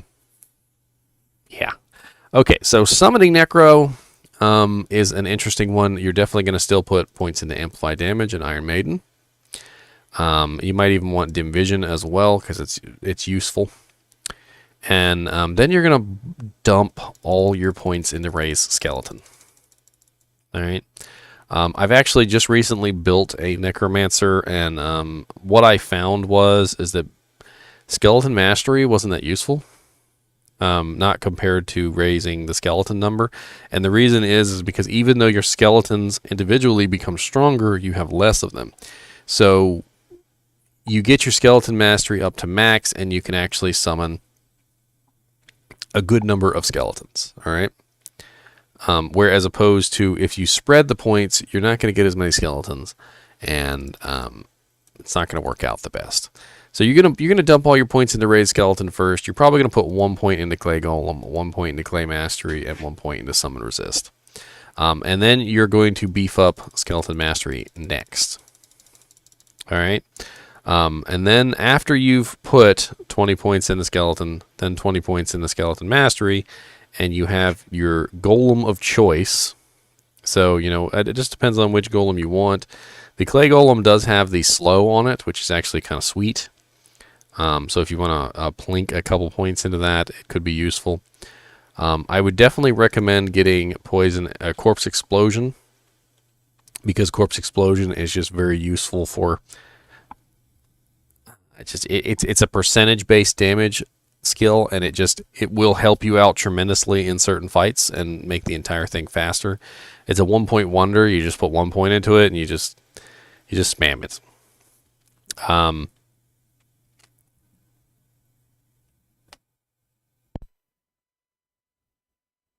And then you're left over with about 28 points. I would recommend at this point you go ahead and grab Revive.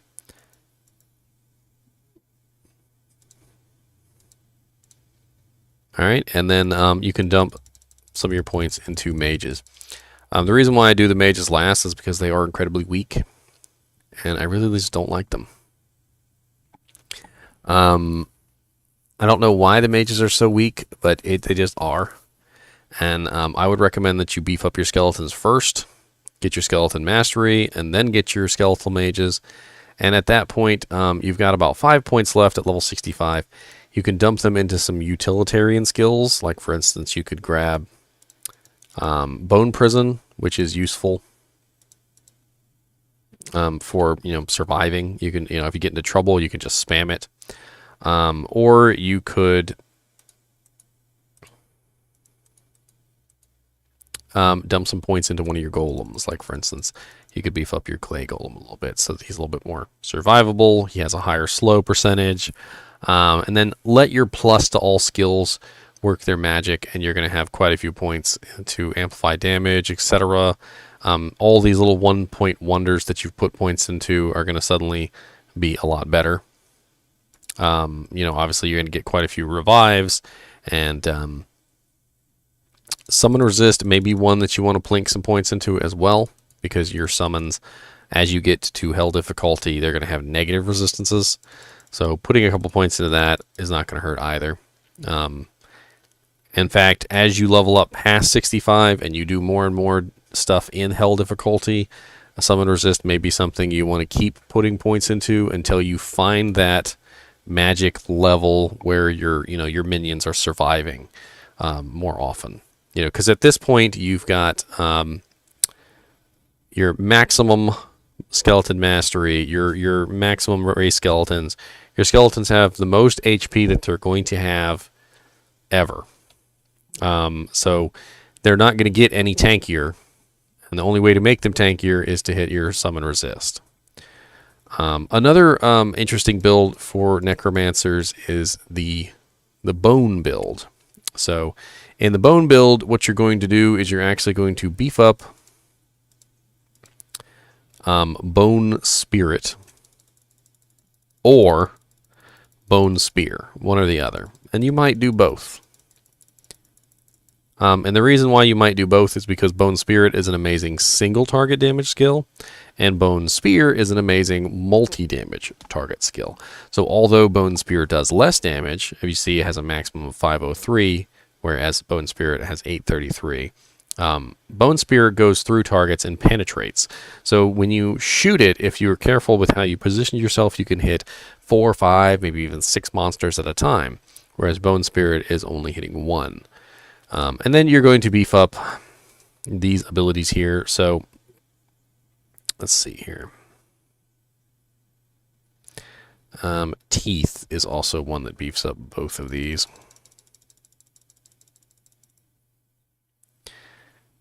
Okay, and then we're also going to do the more useful of the two, in my opinion, which is Bone Prison. I find Bone Wall to be less useful because it just sits there, whereas Bone Prison actually captures a monster and holds it. And granted, they can break it fairly easily, but you'll notice that, look at our damage now. We got 975, and the most beautiful thing about this is its magic damage. 9 times out of 10, you come across a monster that's immune to something. It's immune to physical, fire, lightning, ice. It's not immune to magic. Now I have come across rarely magic immune monsters, and if you come across a rare magic immune monster, I don't know what to tell you. You're just going to have to run the other way. You're probably going to want to save a few points here, though, so you're going to want to probably get a clay golem and maybe put a couple points into him just so that you have some sort of interference between you and the monsters. You're probably also going to want to get like a mercenary, maybe an Act 5 mercenary with a fairly good defensive setup, so that your golem and your mercenary can work in tandem with each other and keep the monsters away from you. And obviously, as you progress past level 65, you're going to put more points into Bone Wall and Bone Prison. Just simply because Bone Wall and Bone Prison are going to continually increase your damage on your Bone Spirit and your Bone Spear. You notice that I haven't really put many points in anything else, and I kind of neglected that, so let me just go back over this. You're going to want to put at least 1 point into amplify damage. It's a one-hit wonder. It's going to give you 100% extra damage on your Bone Spirit and your Bone Spear. So, for instance, if you do 1,387 damage, with amplify damage up, you're going to be doing 2,760, well, 74, 2,674 or 764. So you're going to be doing double damage on your Bone Spirit, and then your Bone Spear, of course, since it pierces, it's already doing double if it strikes 2 targets. If you have amplified damage on 2 targets, it's doing 4 times as much, and so forth and so on. Obviously, in boss fights, you're going to be using Bone Spirit, and in the massive, huge battles where there's tons of monsters, you're going to be using Bone Spear. In fact, if you get used to Bone Spear, you're going to find that you're going to deliberately funnel the monsters into areas where Bone Spear is going to be more effective, where you can hit 10, 12, sometimes even 20 monsters at a time, dishing out massive amounts of damage, but to multiple targets. Let's see here.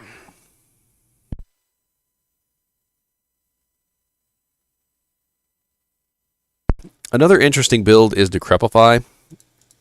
So Decrepify is an amazing curse, but one of the main downsides to it is it has a very short duration.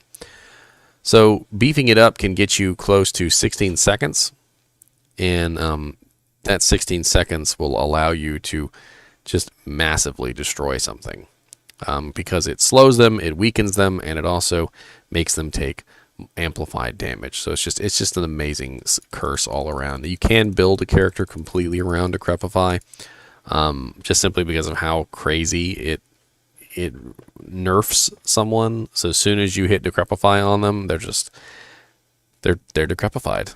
I mean, literally, the name of the curse itself is very easy.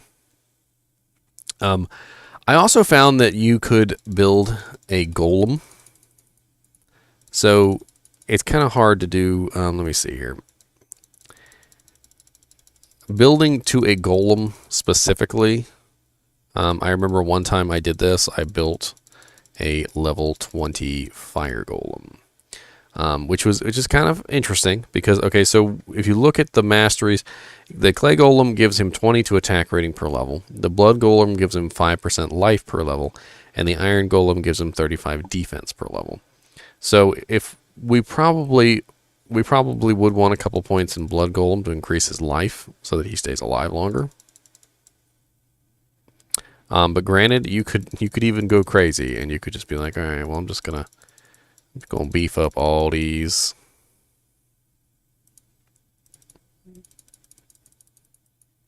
We're gonna give him some resistances.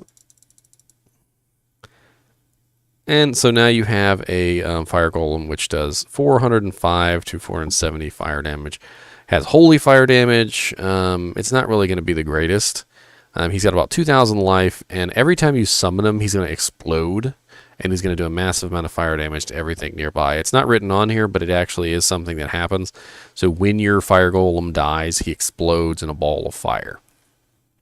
But of course, if you run across fire immune monsters, good luck.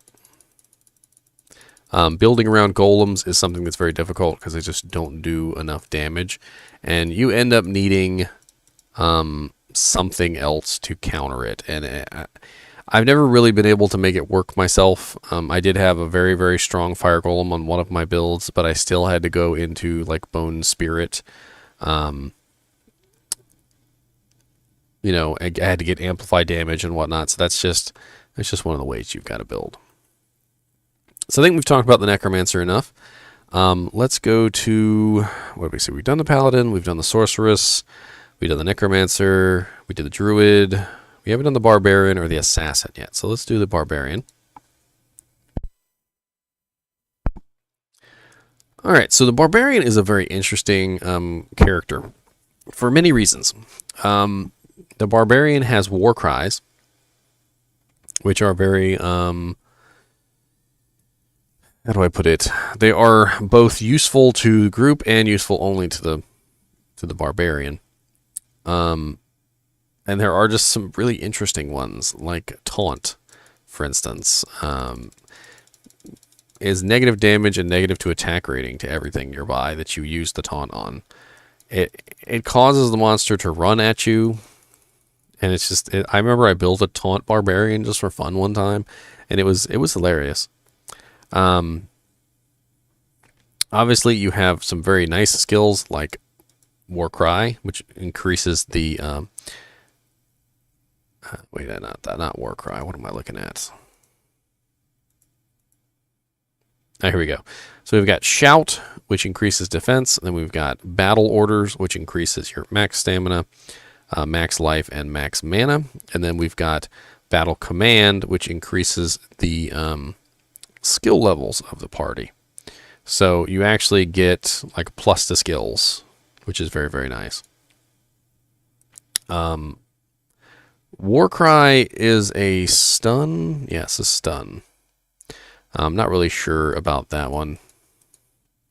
And then, of course, we've got these really interesting ones like Find Potion, Find Item, and then Grimoire, which makes monsters run away.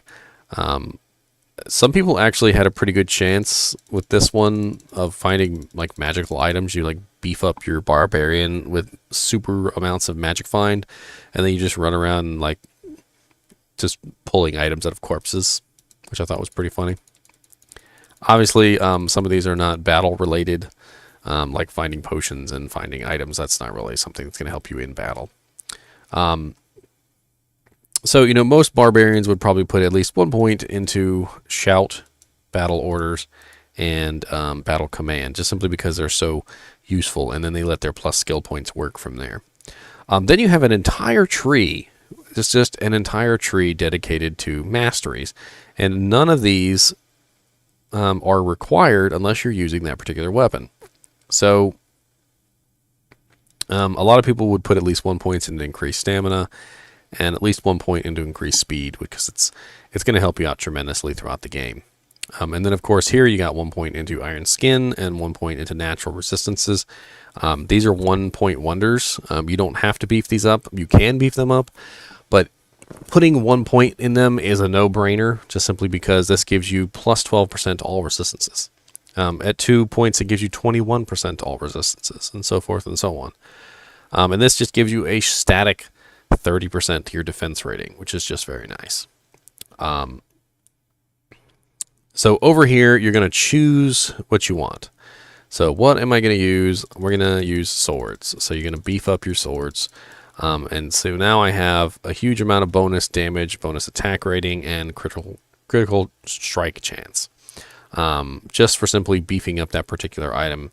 And, you know, if I ever change my mind now that they added the ability to reset that, like say I find a really cool, you know, spear or something, I can beef up spear instead. And you don't have to max it out. Obviously, you could just simply put a couple points into it, get it to an agreeable level. And then this is where most of your action happens over here. So in your combat skills, this is where you're going to choose what you want to be. There are Frenzy Barbarians. Frenzy Barbarians are very fun. Frenzy increases your attack speed and walk/run speed for every consecutive attack that you make.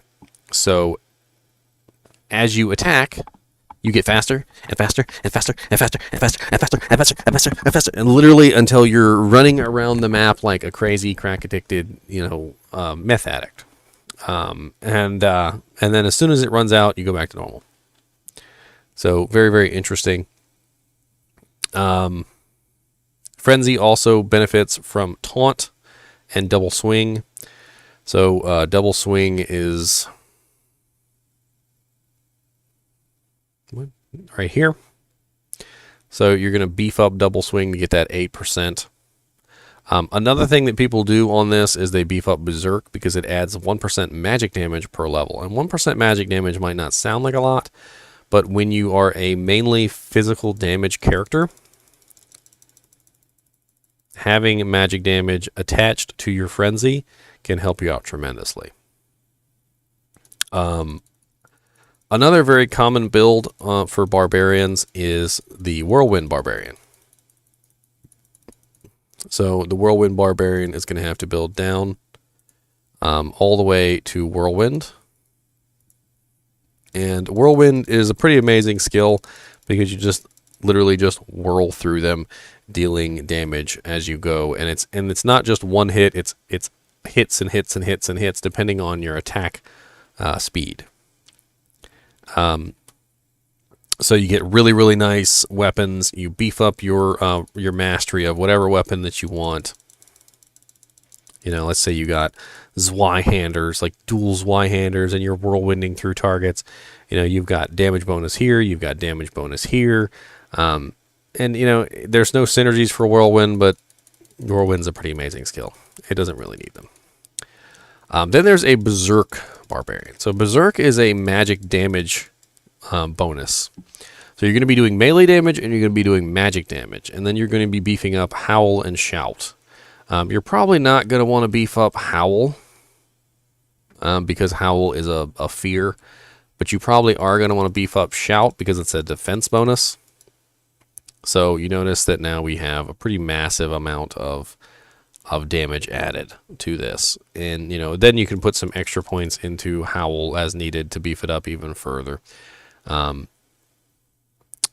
It's going to be very effective in Hell because magic damage is one of the few types that doesn't really have a lot of immunities. So you're not going to come across a massive number of monsters that are immune to magic damage. I mean, you will come across them eventually, but not that often.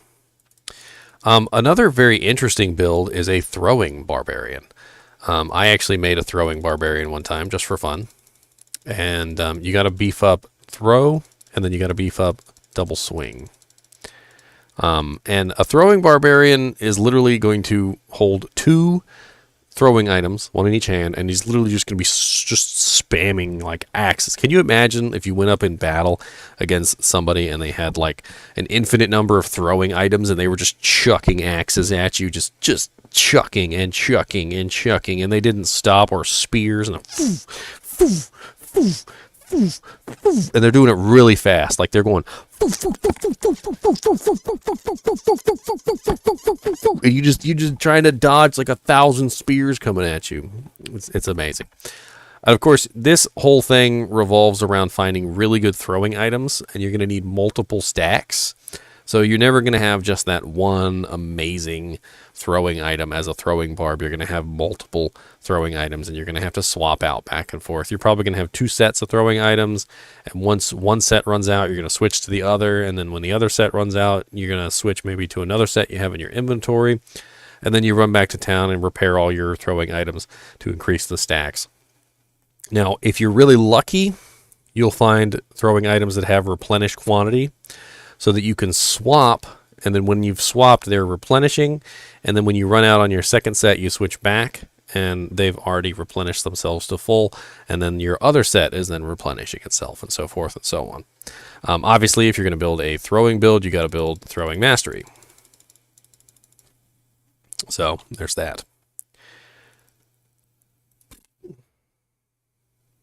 As you notice, I haven't taken any points out of increased stamina, increased speed, iron skin, or natural resistance. To be honest, it's just not worth it.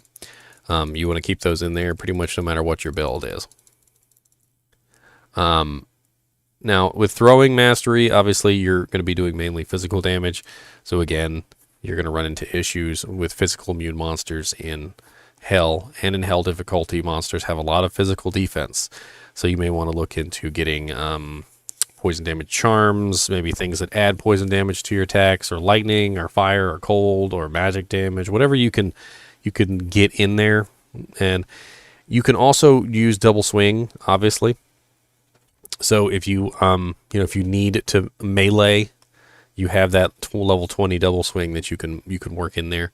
And you notice you still have 10 skill points left. So a lot of people, what they would do is throw this into natural resistance.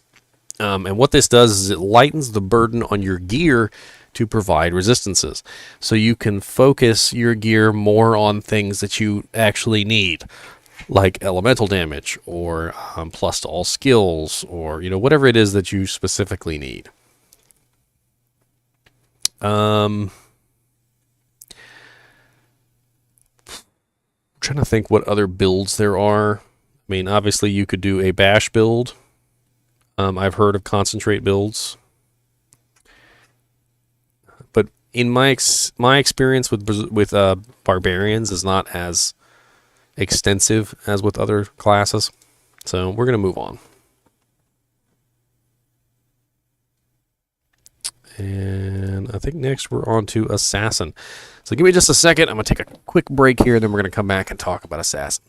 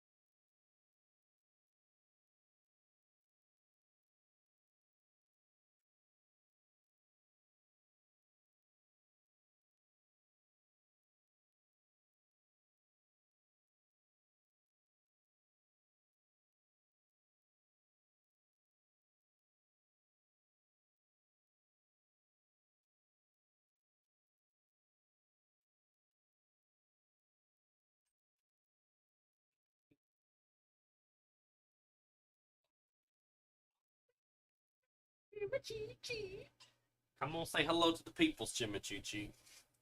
I want y'all to say hello to my cat. This is my cat. Her name is Chimichurri because she's a little choo-choo train. You look so disgusted. It would laugh and everything. I'm disgusted with laugh and everything. We ain't got no time. We ain't got no time.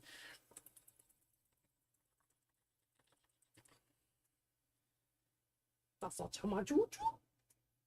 A choo-choo.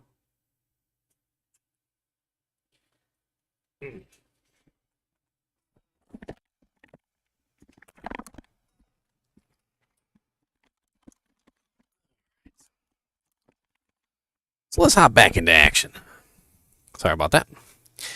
Jimmy choo choo. This the Jimmy choo choo, Jimmy choo choo train, Jimmy choo choo, Jimmy choo choo train.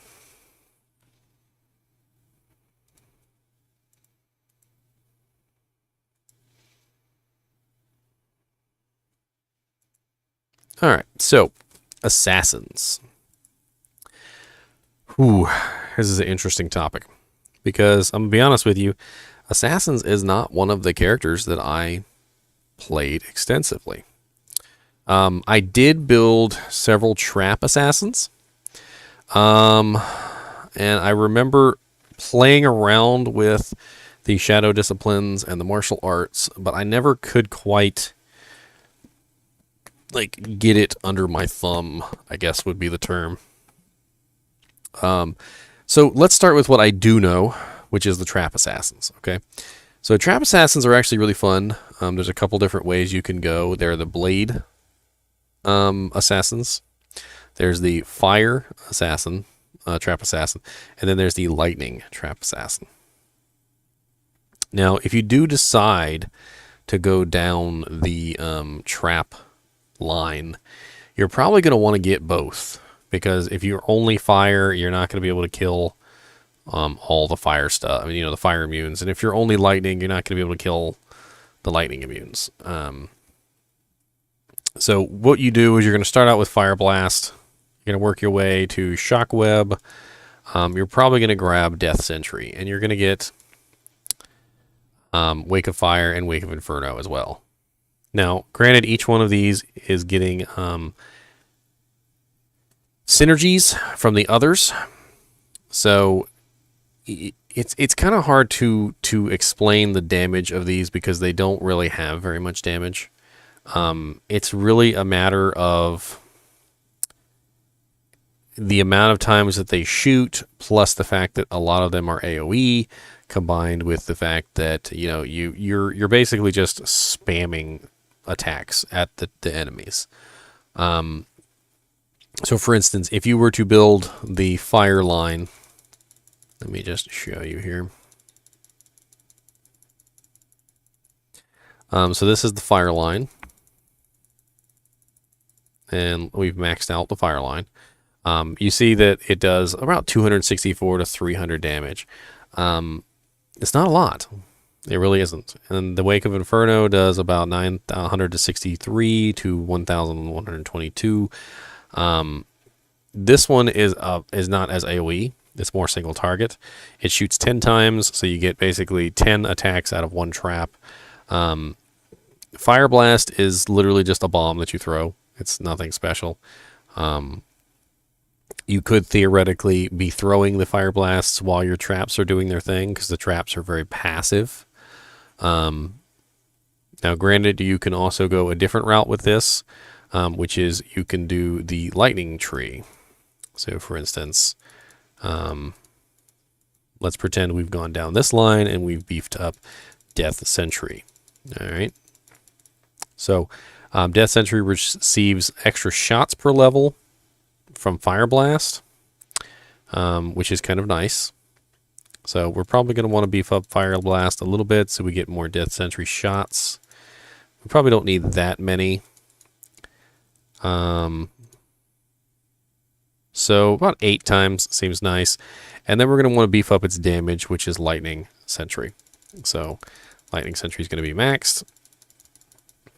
So now we have Lightning Sentry and Death Sentry both being placed down.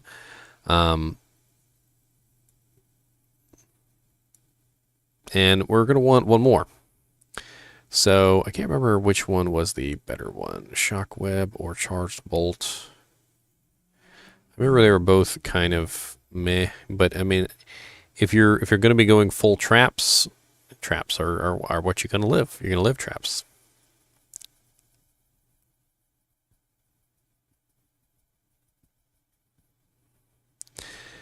Let's see here. Let's go with Shockweb. It seems like it synergizes better with Lightning Sentry.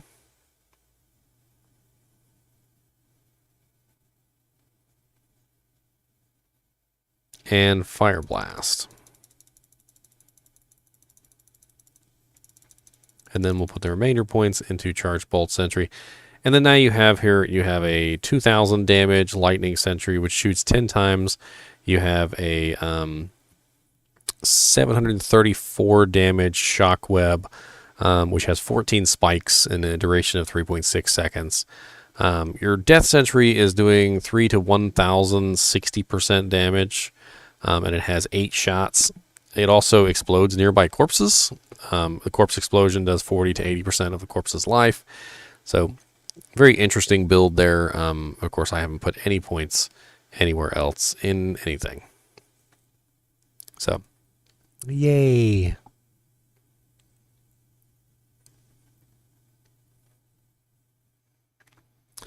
And then, of course, the last build that you can do is the Blade Sentinel build.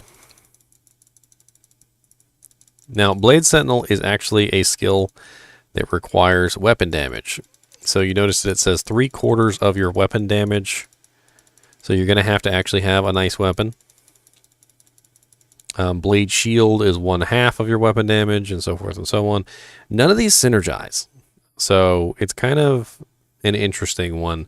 If you want to go this route, you don't really have to build all of them. You can pretty much just pick one. Blade Shield is the lowest damage of them all, with 1/4 of your weapon damage.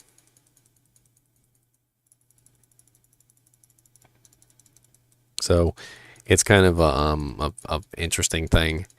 If you want to build that, you can. It's definitely going to be something that you're going to combine with some melee or some shadow discipline skills because you're going to be building damage. I don't really want to talk about the martial arts or the shadow disciplines because I'm going to be quite honest with you. Even though I built several assassins, I still never quite fully grasped the martial arts and shadow disciplines on the assassin. I love the traps. The traps were really fun to play with. But I don't know about the martial arts and the shadow disciplines. I might actually have to look up some guides on those because I just never had much experience with them. You know, Assassin and Druid were both added later in the game, and most of my experience with the other characters was prior to Lord of Destruction. And then when Lord of Destruction came out, of course, you know, I had lots of fun playing around with all the changes and the synergies and the, you know, the set bonuses from the set armor that they added and whatnot. But yeah. So let's talk about unique items real quick. And I'd like to go to, let's see.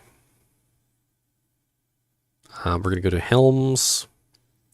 So early on in the game, there's a very easy helm that you can get called Tarnhelm. Tarnhelm is a unique skull cap with Magic Find on it. It also has +1 to all skill levels. It's something that you want to try and get in the beginning. It's I don't know if you've seen any of my other videos, but I've actually tried to gamble for it quite a lot. And it's just a very good helmet to get early on because it's going to bring up your chances of finding the other stuff. There's also a sash.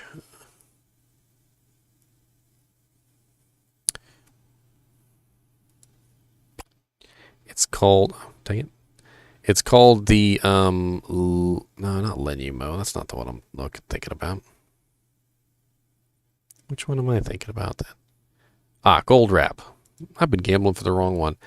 Gold Wrap has a 30% better chance of magic items right off the bat. So that's a pretty nice one also to try and get or gamble for, which is, again, going to increase your chance of getting items. Then, what is the other one? There's so many different ones that have Magic Find on them. The Dagger, that's right. Where's that? Maces, hammers, swords, javelins, wand. There you go, daggers. So there's a unique dagger right at the beginning. It's called the Gull Dagger, and it has a 100% better chance of getting magic items. So if you were to have the Tarnhelm, the Gull Dagger, and the Gold Wrap right off the bat, you're going to get 100 plus 40 plus 30. So 180% right off the bat, not counting anything else that you're going to have on you. Obviously, gold find builds are going to gimp you a lot. So if you are a melee character, like a Barbarian or a Paladin, that relies heavily on your armor and your weapon to deal damage, it's not going to work out the best for you. But if you're a Sorceress or something that requires skills mainly to do damage, you're going to find that you're going to have a lot of fun with Magic Find. There are also some very interesting items that you can get early on in the game to give you plus the skills. The Tarnhelm is one of them. But also, there is a shield that is fairly common. It's a set item, sorry. So this is a very common plus to all skills shield. It is a... Wow, they did that weird. Normal sets. Which one is it? Saigon's, I believe. Yes, Saigon's Guard, Tower Shield, +1 to all skills. So right off the bat there, if you can manage to get yourself a Saigon's Guard, which is a Tower Shield, just a very nice +1 to all skills shield. It's pretty universal. You know, sorceresses, druids, barbarians, necromancers, doesn't matter what you are. If you need a +1 to all skills, very easy to get your hands on a Saigon's Guard. +1 to all skills amulet. I'm trying to remember. There is a +1 to all skills amulet somewhere. Is it angelic? Yes, the angelic gives you a +1 to all skills, but it requires you to wear 3 set items, so it's a little bit more difficult. But if you notice, the angelic halo also gives you plus 50% better chance of getting magic items. So you combine the angelic halo, the angelic wings, and maybe one other piece from this set. You can manage to get +1 to all skills and plus 50% better chance of magic items, which is not bad. You're probably going to end up doing the mantle, the halo, and the wings. And this is all early game. It's not going to be something that you do late game. Let's see.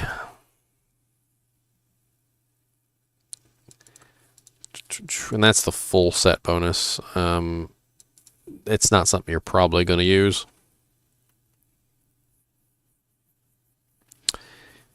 I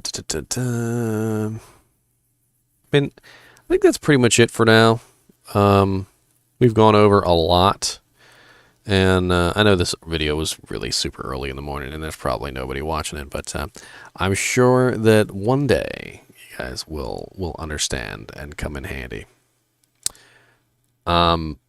Anyway, until next time,